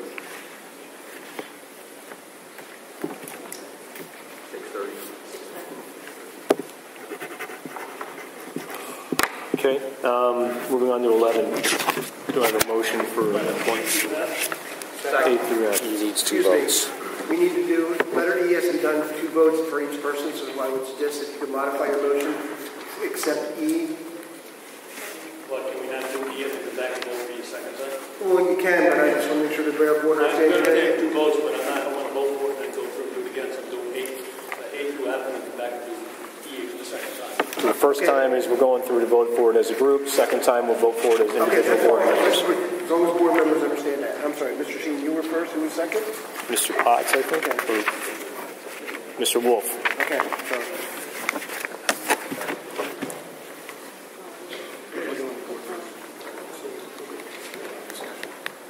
Okay, is there any discussion from board members on these items? Is everybody clear on E? Yep. Okay, can we get a roll call vote, please? Okay, again, the motion is A, 11A through F, and E is the first time you're voting. This is for you as a board member, not an individual member, for the budget. Mr. Kurtz? Yes. Mr. McCullough, yes. Mr. McLaughlin? Yes. Mr. Potts? Yes. Mr. Shaheen? Yes. Mr. Wolf? Yes. Mr. Simonero? Yes. Mrs. Hamill? Yes. And Mr. Basil? Yes. And you have a motion for E again? 11E. Individually. Okay. We have a second from Mr. Wolf. Okay, any discussion? Seeing none, Mr. McCullough. McCullough, yes. Mr. McLaughlin? Yes. Mr. Potts? Yes. Mr. Shaheen? Yes. Mr. Wolf? Yes. Mr. Simonero? Yes. Mrs. Hamill? Yes. Mr. Kurtz? Yes. And Mr. Basil? Yes. Okay, on personnel approvals. Second. Okay, any discussion? Seeing none, can we get a roll call vote, please? Mr. McLaughlin? Yes. Mr. Potts? Yes. Mr. Shaheen? Yes. Mr. Wolf? Yes. Mr. Simonero? Yes. Mrs. Hamill? Yes. Mr. Kurtz? Yes. Mr. McCullough, yes. And Mr. Basil? Yes. Motion passed. Okay, we've tabled 13. We're moving on to 14, policy. Second. Okay, any discussion? Okay, seeing none, if we get a roll call vote, please. Mr. Potts? Yes. Mr. Shaheen? Yes. Mr. Wolf? Yes. Mr. Seminaro? Yes. Mrs. Hamill? Yes. Mr. Kurtz? Yes. Mr. McCullough, yes. Mr. McLaughlin? Yes. Mr. Basil? Yes. Motion passed. Okay, is there any old business? Transportation. Want to get into been brought up several times about either eliminating or charging for transportation. And when we had originally talked about transportation, if we offer transportation, then we have to offer it to everyone. We can't just say kindergartens only or first grade only or along that line. I'm trying to get your opinion on it. So if we offer transportation to the district, we can set guidelines as far as how close to a building we want to offer it. But we can't say that building, because it's a high school, will have no transportation. I think, first of all, when you offer transportation, it has to be for free. You can't charge for transportation. Secondly, as to which students you offer transportation, that is within your discretion as a school board.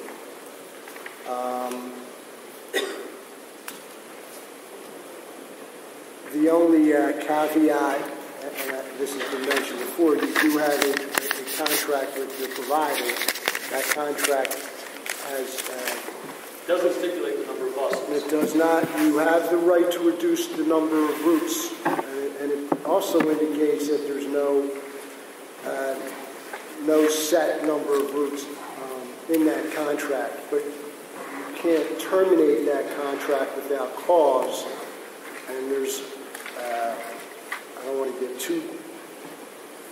too in depth in public, but I mean, you have to be careful to what extent you cut routes vis-a-vis whether or not that constitutes a constructive termination of the contract. Okay, there was conversation at the last meeting that Pottstown has their students pay for transportation on the public buses. But if I'm not mistaken, they offer transportation to the elementary school. They have an agreement with the Pottstown Bus Company, the municipal organization, for a reduced fee. Probably very similar to Philadelphia does. So the students who want to take a bus still have to pay for it, but it's public transportation at a reduced fee. Yeah, so that's not school district transportation. We can't go to Clancy Roads and say, we're not going to offer buses to the high school, but if parents want to take them off the trip, we pick them off.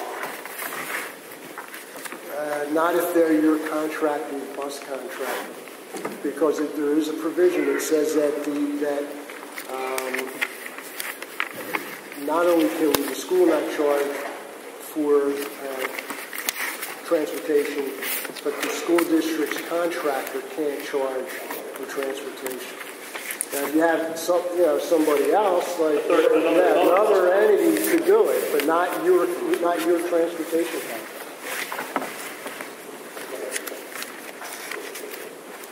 And that's a public. Understand. Again, it was brought up. It would sound like a good idea, but I want to get a legal opinion on whether or not that we can charge a small fee. But obviously, we're saying legally we can't do that. Nor can they. So it's a big point right now. There's actually a specific prohibition against them charging a fee. How about last question though? Right now, we have to have a seat on every bus for every child that attends the Daniel School District in whether or not they take the bus or not. I think it might be true. Either one will take the bus, they drive. Yeah, when that bus comes by, there's a seat for each one of them. Could I sign a waiver reducing the number of seats on a bus, therefore consolidating runs and potentially eliminating buses by saying my child will not be on the bus until father stops by to pick them up, therefore not having to have at least 2, maybe a dozen kids per bus run at the upper level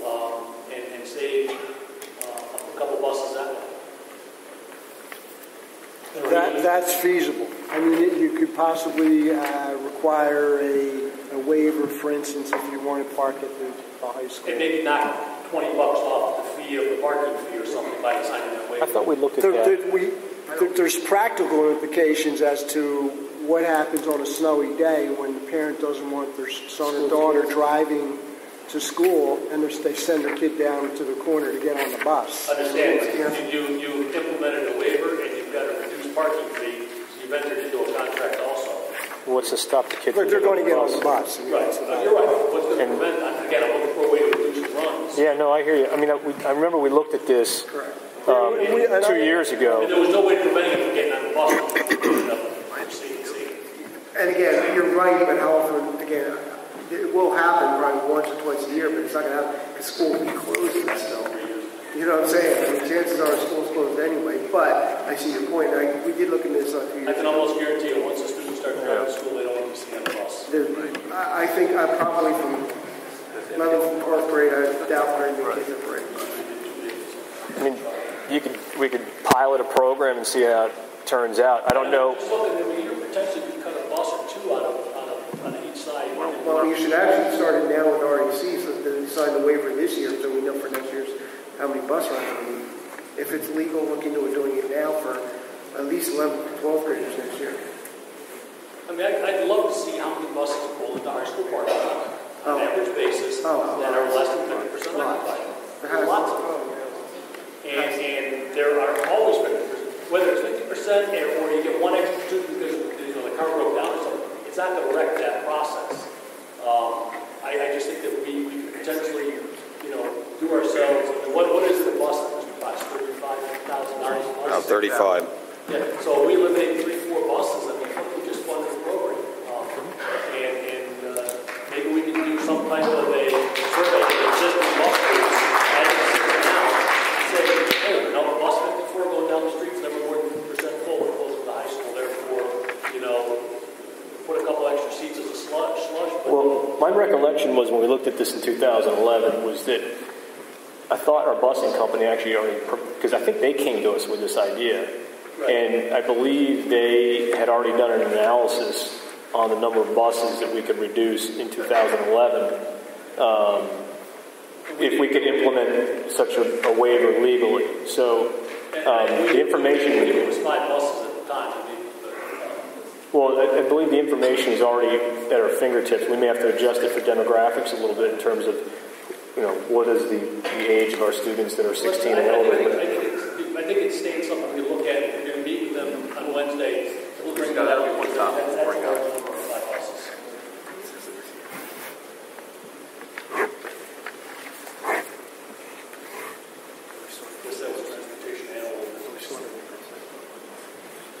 Okay. Anybody have any other old business? Yes, I have a question. Dr. Otto, quick thing for Connect Ed. Do we have the ability to go to just the students or to all taxpayers in the... I'm sorry. I keep forgetting. Connect Ed, is that available to all taxpayers? Not just... No, the way we run theoretically I think we could, but the way it runs now is as part of the registration process, your information is loaded in. Several taxpayers are looking now because we changed the districting for voting in the next this primary election, and some of the senior citizens have, it was in the paper, and I know it's in the website, but I'm sorry, they have no idea what's going on or where it is or anything else. I was just asking, is there any other way we can notify the taxpayers that, yes, the districts and, the zones have changed? That's all I'm asking. Well, we were against doing the mailing because of the cost. I'm not saying do a mailing. I'm just asking, is there any way to get out there and say, people, check the website, check the paper? Again, I'm just suggesting because some people are not understanding what's going on. What about sending something right to the borough halls of the 3 districts? That would be fantastic. And then maybe, again, maybe they could, any suggestions? One of the things that we did when that was approved was we went on a pretty aggressive campaign to advertise. I sent emails to each of the boroughs and townships to ask them to advertise it and mention it at their public meetings. I honestly don't know if that happened. Okay. It's at the board's pleasure. If you want me to send out flyers, I can do that. I don't think we incur the cost of flyers or anything, but I think if we get, I don't think you're suggesting that here, but I think, with the Taxpayers Association and some other associations, everybody can get the word out and eventually, hopefully, hit the majority of folks.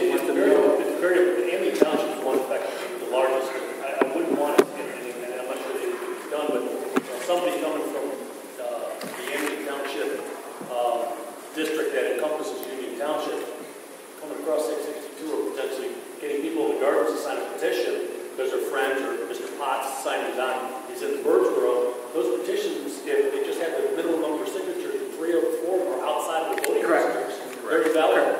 Mr. Sheen, you're exactly right. That's what I'm saying. People, I'm just asking how we can get the word out, because you're right, they might say someone who's not supposed to down there in the district, or that they can vote for someone in a different township now. I mean, Birdsboro people can vote for somebody in Abbey, vote for somebody in Union. I'm just asking again. Well, I mean, it's not going to be as big a deal in Birdsboro. If you're going to run for, if you're in Birdsboro, you're going to get Birdsboro people to sign the ballot. Union Township, most of the time you're going to get Union Township people. But people in Amity, there's 3 specifically separate voting districts. And we are still a community that, in the past, if I had run for re-election, I would have, I'd give Mr. Potts to sign, I'd give Mr. Kurtz to sign. Mr. Kurtz lives in my voting district, Mr. Potts doesn't. So if I just got the 10 signatures, well, there's one invalid signature, I have an invalid petition, theoretically I have a all invalid. The biggest thing is on election day, we're going to get a phone call from the township saying you guys never explained this. They're still going to go to the same voting place. That's not an issue. I agree with that. I'm just letting you know that we're probably going to get calls the next day saying. And just a point of clarification for those who don't understand completely what we're talking about is, our voting districts used to be by municipality. So it was Birdsboro, Union Township, and then Abbey. And this year, those lines have changed. So it's not just based on those municipalities. Amity is kind of pushed in with Union and with Birdsboro, and broken up into all 3. As well as having a Amity-only district. Amity, right. Both still having that. So that's what we're talking about, is making sure people understand that, those voting districts have changed. And with that said, I just wanted to make one more comment, especially since everyone is here. This is an election year, and in order to be part of that process, if someone does think they have any interest in running for school board and helping come up here and participate in some of these challenges, that process for you would start now. It would start very soon. You have to fill out a petition. And that petition starts now. Yes, now. And once you get that petition signed, you get your name on the ballot to be in the primary. And then from the primary, you vote in November. Mr. Senator, I blame the board for this. I'm sorry. Why we did it? To say something completely was the board's fault. We did what we were supposed to do. That's really why we did it. So there's roughly the same amount of people, taxpayers in each district now. I just wanted to say that as far as part of the process was we did have a hearing in the Court of Common Pleas. And Dr. Otto wanted me to reiterate this, that there was an advertised public hearing in the Court of Common Pleas. This reorganization was approved by the Court of Common Pleas. We've also notified the County Board of Elections. They notified the various municipalities and the various municipal election voting districts. So all of that process has been completed.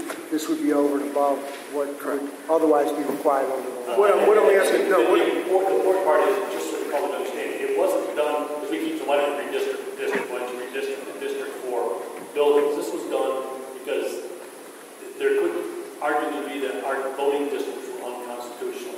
One man, one vote. So we divided it up as equally as possible so that there were 3 representatives coming from each of the voting districts, plus or minus a margin of error for the number of voting adults in each district. So there were roughly 7,000 to 8,000 people per district could vote, and therefore it would be one vote, one man, one vote. And that had nothing to do with, redistricting Birdsboro and Monocacy as far as the school buildings. Mr. Zubas, you're correct. We did everything we had to do. I'm just asking the board if there's any, or Dr. Hunt, if there's anything we can go beyond it. That's all my question was. But thanks everyone for thinking of it here. Thank you. Okay. I don't think there's anything else we could really do. Okay. Personally, I'm not sure what else we could do short of mailings and things of that nature. So, any new business? Okay, no new business. Okay, presentations by the public on issues. You're going to limit you to 3 minutes, and please state your name and your address. Good evening, Ms. Robin, Commissioner, 234 Loyal South Drive. In reference to the activities and sports, thank you for doing the research and breaking it down into different categories. I asked the solicitor if he could please talk to PJB, and I understand it's a private school, but currently Coach on Hall in Rochester does have a breakdown. It's not just broken down into 4 categories. Every single sport has a different cost and a different fee for the child or the student participating. The other item I'd like to bring up is, as parents, we're paying these fees for our children to participate, and the fees do go up based on what sport or activity they're in. I'd like to know how much input we could have on the process. Number one, we're paying ticket takers money to do things that the parents would probably volunteer to do. We're also, because the policy is such that you must be bused to activities or away games, that policy could be looked at and addressed because a tremendous amount of money is being spent on those types of things. And that's a policy that I think for smaller sports teams, smaller activities, could be waived or not necessarily be forced into doing, and it's money that could be saved by the parents. The only caveat to paying for per sport would be the fact that you don't know if they're going to go to districts. So there would need to be some type of slush fund in general that need to be put aside for those teams that do advance and do better that you wouldn't be able to foresee. Thank you. Those are good thoughts.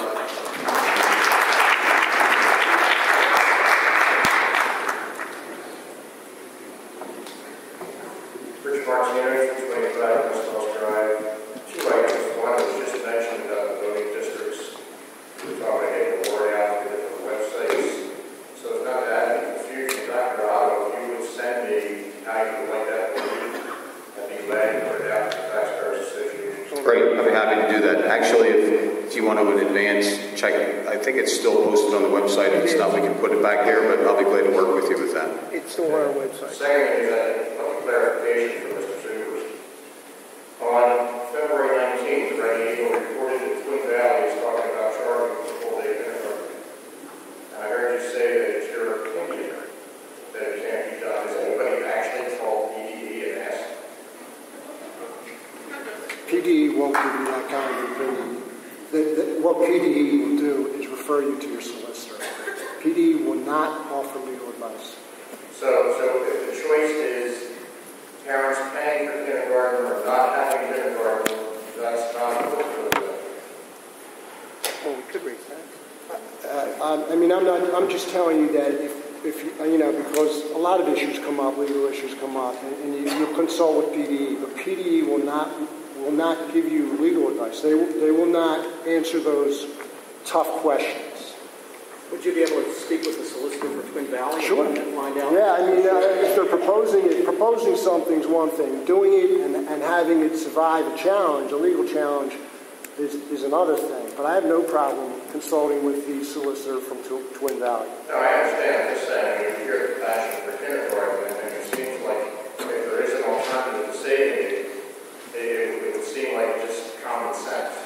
And I appreciate that, and that has been pretty much the sentiment of the board. But unfortunately, the way the school code, the legal requirements don't always mesh with common sense. But I will further investigate this with respect to Twin Valley and see what they're doing. But again, proposing something and then actually doing something and then having that something survive a legal challenge, there's a lot of difference there. And I think the one thing that we want to be careful of is, let's say something like that were implemented, and then you get into September or December, and it's overturned in court. Now you have to refund everybody their money. You don't have the funds to, you have to continue to pay the teachers to be there for the rest of the year, and now you're really in the hole. So there's certain risks to that we want to make sure that we've identified. So we're able to salvage it for this year, and you watch the Twin Valley get overturned, would be an option for next year. Good. Absolutely.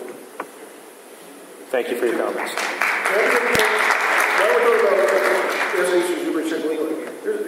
Again, I don't mean to jump around, but there's one school I understand charges an activity fee once you enter high school, no matter what you do, nothing for 17 different activities. Is that legal? Can we do that? I remember Woodward County School is doing that.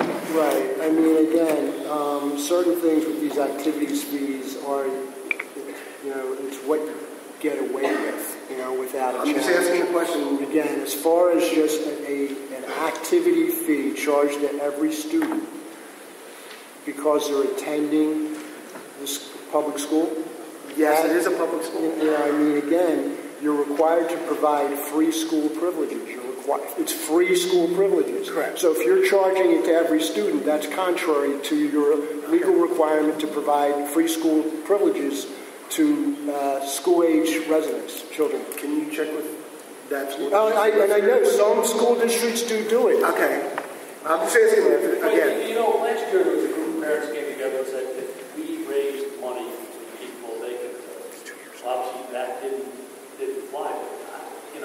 What happens if a number of concerned citizens came together and were able to raise, a good portion of that money? We have to very seriously look at potentially funding kindergarten that way. I mean, we're looking at $36,000 savings now. So they come up with a couple $100,000. I mean, that would be something we'd have to very seriously look at taking and say, okay, maybe we can do the other $200,000 and keep kindergarten. Well, it certainly makes the decision easier. And I think, look, just so everybody understands, we are more than happy to take donations. Anybody can reach in their pocket tonight or at any time and donate money to the school district to help support the programs. And they can be earmarked for that program. We charge for parking. Absolutely. Any other comments up here? Okay, Mr. Schott, go ahead. I'm Schott, 7.9 Mr. Basil, I have 15 seconds left. I'd like to let you know. I have 3 questions. On the January 14th meeting, you indicated that there would be cuts. There are cuts in your preliminary budget of $450,000 under music, art, phys ed, library, and tech. Is that in the elementary level? I asked all my questions first. That's number 1. Can you repeat that question? Yes. Music, art, phys ed, library, and tech. You announced that in January. Your preliminary budget, there were cuts. Are they at the elementary level only? Yes, those are the demotions. Number 2, at your Wednesday meeting that's coming up on the budget, and Mr. Basil, you and other presidents have been very liberal about letting me speak in the past. When will people be allowed to speak this Wednesday, and for how long? We did have one budget meeting, I believe, last year.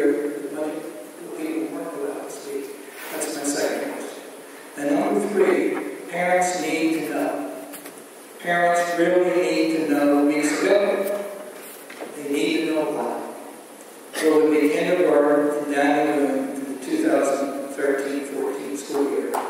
I would like a legal answer. Mr. Basil, can I ask a question of Mr. Subers, or should I ask you? Go ahead and ask your question. Is it legal for a board member right now, this moment, along with a second, to move that the Daniel Boone School District continue 1.5 day kindergarten in the 2013-2014 school year? And, the question's going to be, where does the money come from? You've already put the $217,000 into the governor, you had approval to put that in. And you could take the $219,000 out of the general fund, and later, a third of that might be gotten back from the closing of the building. Okay, well, let's start with the last one first.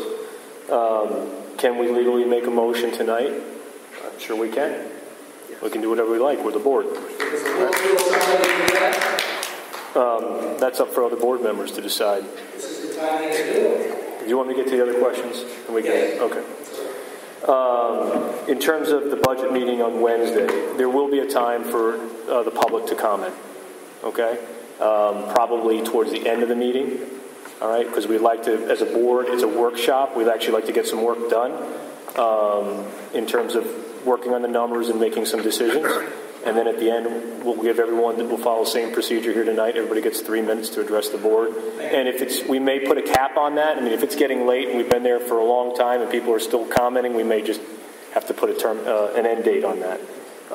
In terms of the last question, music, art, phys ed, tech, somewhere around $450,000. Is that part of the elementary program? I think the answer I heard was yes.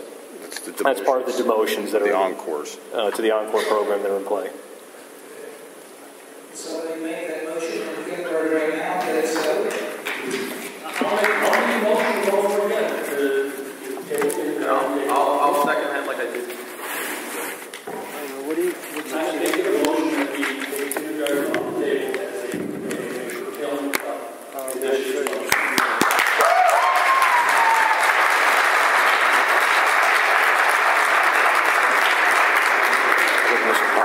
But just one comment, understand that it may come at the cost of potential taxpayers. I'm sorry, can you please repeat that motion? I make a motion that we remove the curtailment of kindergarten from consideration. I just want to make sure I got for it. this year's budget. Okay, I just want to make sure I got it. There's the first and the second. Discussion. Why are we just looking at this year? I guess what I'm trying to figure out is we're just trying to prolong what we're going to have to deal with again next year. So my whole thought is, why don't we try to figure out this year how to make kindergarten last forever? Why not? Why are we just like cutting up? If your kids make it this year, and those kids may not make it, and their kids make it, and your kids don't. I want to see what's going on with the entire budget to see how we can keep it for many, many years to come. For all kids, not just for this year. And I agree with you, Sam, it's March. Friday's March 1st. These parents need to know when their kids are going to kindergarten.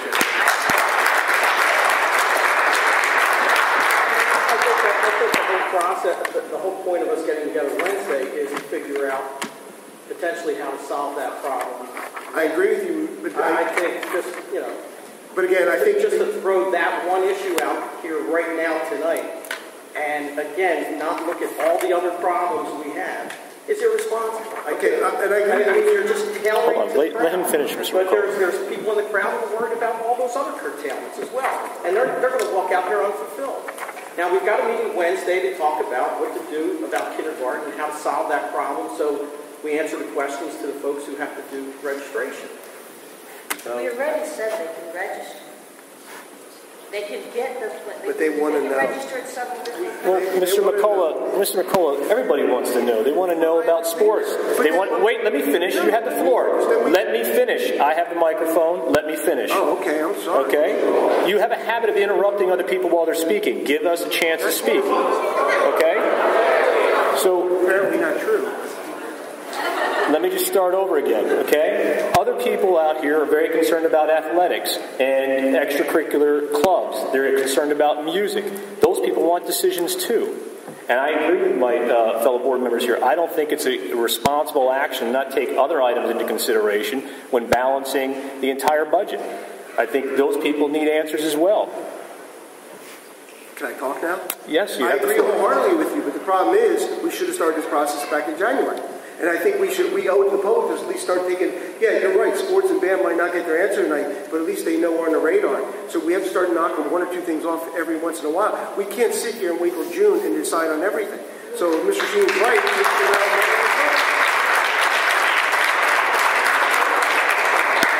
We're waiting until Wednesday to try to look at everything we have put on the table. You have that vote, Mrs. Hammond. Any other discussion? Okay. Seeing none, we'll have to take a roll call vote. Okay, the motion is to take kindergarten off the curtailment list, which means kindergarten will stay in the program for the year 2013 through 2014. Is that correct, Mr. Zuber? Can you still have other parents? I'm sorry. Let's just not shout out from the crowd, please. Okay, so that is, the vote is basically to leave kindergarten in 13-14. And that's it, bottom line. Okay? Regardless of where the money comes from. Regardless of where the money comes from. Okay, let's take a roll call vote. Yes. Mr. Sheen? Yes. Mr. Wolf? Yes. Mr. Seminara? No. Mrs. Hamill? No. Mr. Kurtz? No. Mr. McCullough? Yes. Mr. McLaughlin? No. Mr. Basil? No. Okay, motion defeated. Okay. So now we can bring it up again. to the public.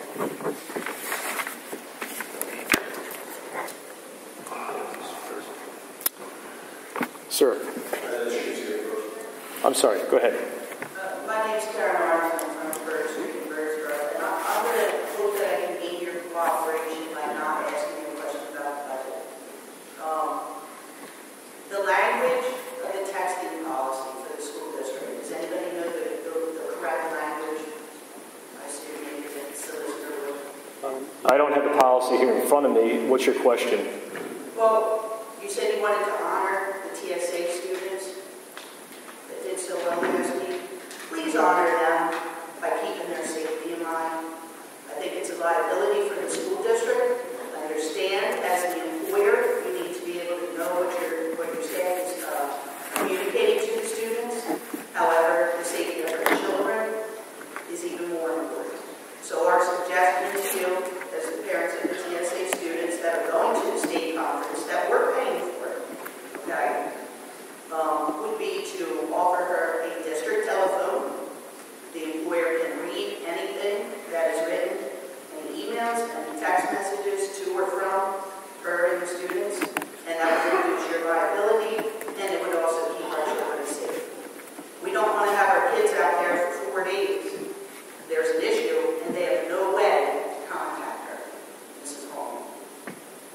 And we need a decision now because our first part of the money is due on Thursday. Well, I can tell you that our policy stands, and it is there for the safety of the students. That's the whole purpose. Let me finish. That's the purpose of the policy, okay? We've had issues in the school district where children have been assaulted through texting, and it's led to physical relationships. And it's not just limited to this school district, it's across the country. So we take that policy very, very seriously. In regards to the TSA, we did put a plan in place. If I can interrupt you there, we have talked with Mrs. Hallman directly and made her submit to us, to Mr. Hurley, and to the other administrators, a plan for that conference. And as far as I know, we're working on making sure that that safety plan is implemented. So I'm not quite sure what it is you have heard, but we have had her submit to us in writing a plan that we're working on helping to implement while those students are away. That's in concert with that policy. Well, I understand what's going on in other school districts. I understand what you're afraid might go on. It's happened in this school district. Okay, but I'm saying issue her a district phone that is your telephone, and you can read. Ma'am, we've discussed this at length in the policy committee ad nauseum, and we have put together a procedure for handling the TSA event that's coming up. And I don't have it in front of me, but it's a policy that the administration has worked on with the teacher in question. And that's the policy that you're going to have to work around. And quite frankly, there's nothing prohibiting the kids from picking up a phone of their own and calling their parents if there's an issue. Okay? And otherwise, they're going to have to use the tools that are being put in place by the administration. And we are, as a district, looking at other means, technological solutions to address communication between faculty members and students in the school district in a way that will provide a buffer so that people aren't getting each other's personal contact information. Okay, and that's for the protection of the students as well as our employees. And it's not an easy issue to wrestle with, but we are doing it, and we think we have a technological solution that's going to pan out. We're working on that solution now. That's the answer I can give you. Well, I think they probably should have told us that before we had a $200 bill on Thursday. I think for our peace of mind, I think for the kids' peace of mind. Now, you say there's nothing that prohibits the students from picking up the phone and calling the parents. Most of us have to work for a living, and I hope that you can understand that. So when we send our children on a district-sponsored activity to represent the district in a good light for a change, instead of the shit that we hear in the media. Okay, ma'am, we're done. You've had your 3 minutes. I'm going to finish. No, ma'am, I'm sorry. I am going to finish. Cut the mic, please. Okay, if you want the students to represent the district in a good light, This board is recessed. you allow us to keep them safe. We're done. We're not done. It's recessed. Maybe the kids can come first. 9:35.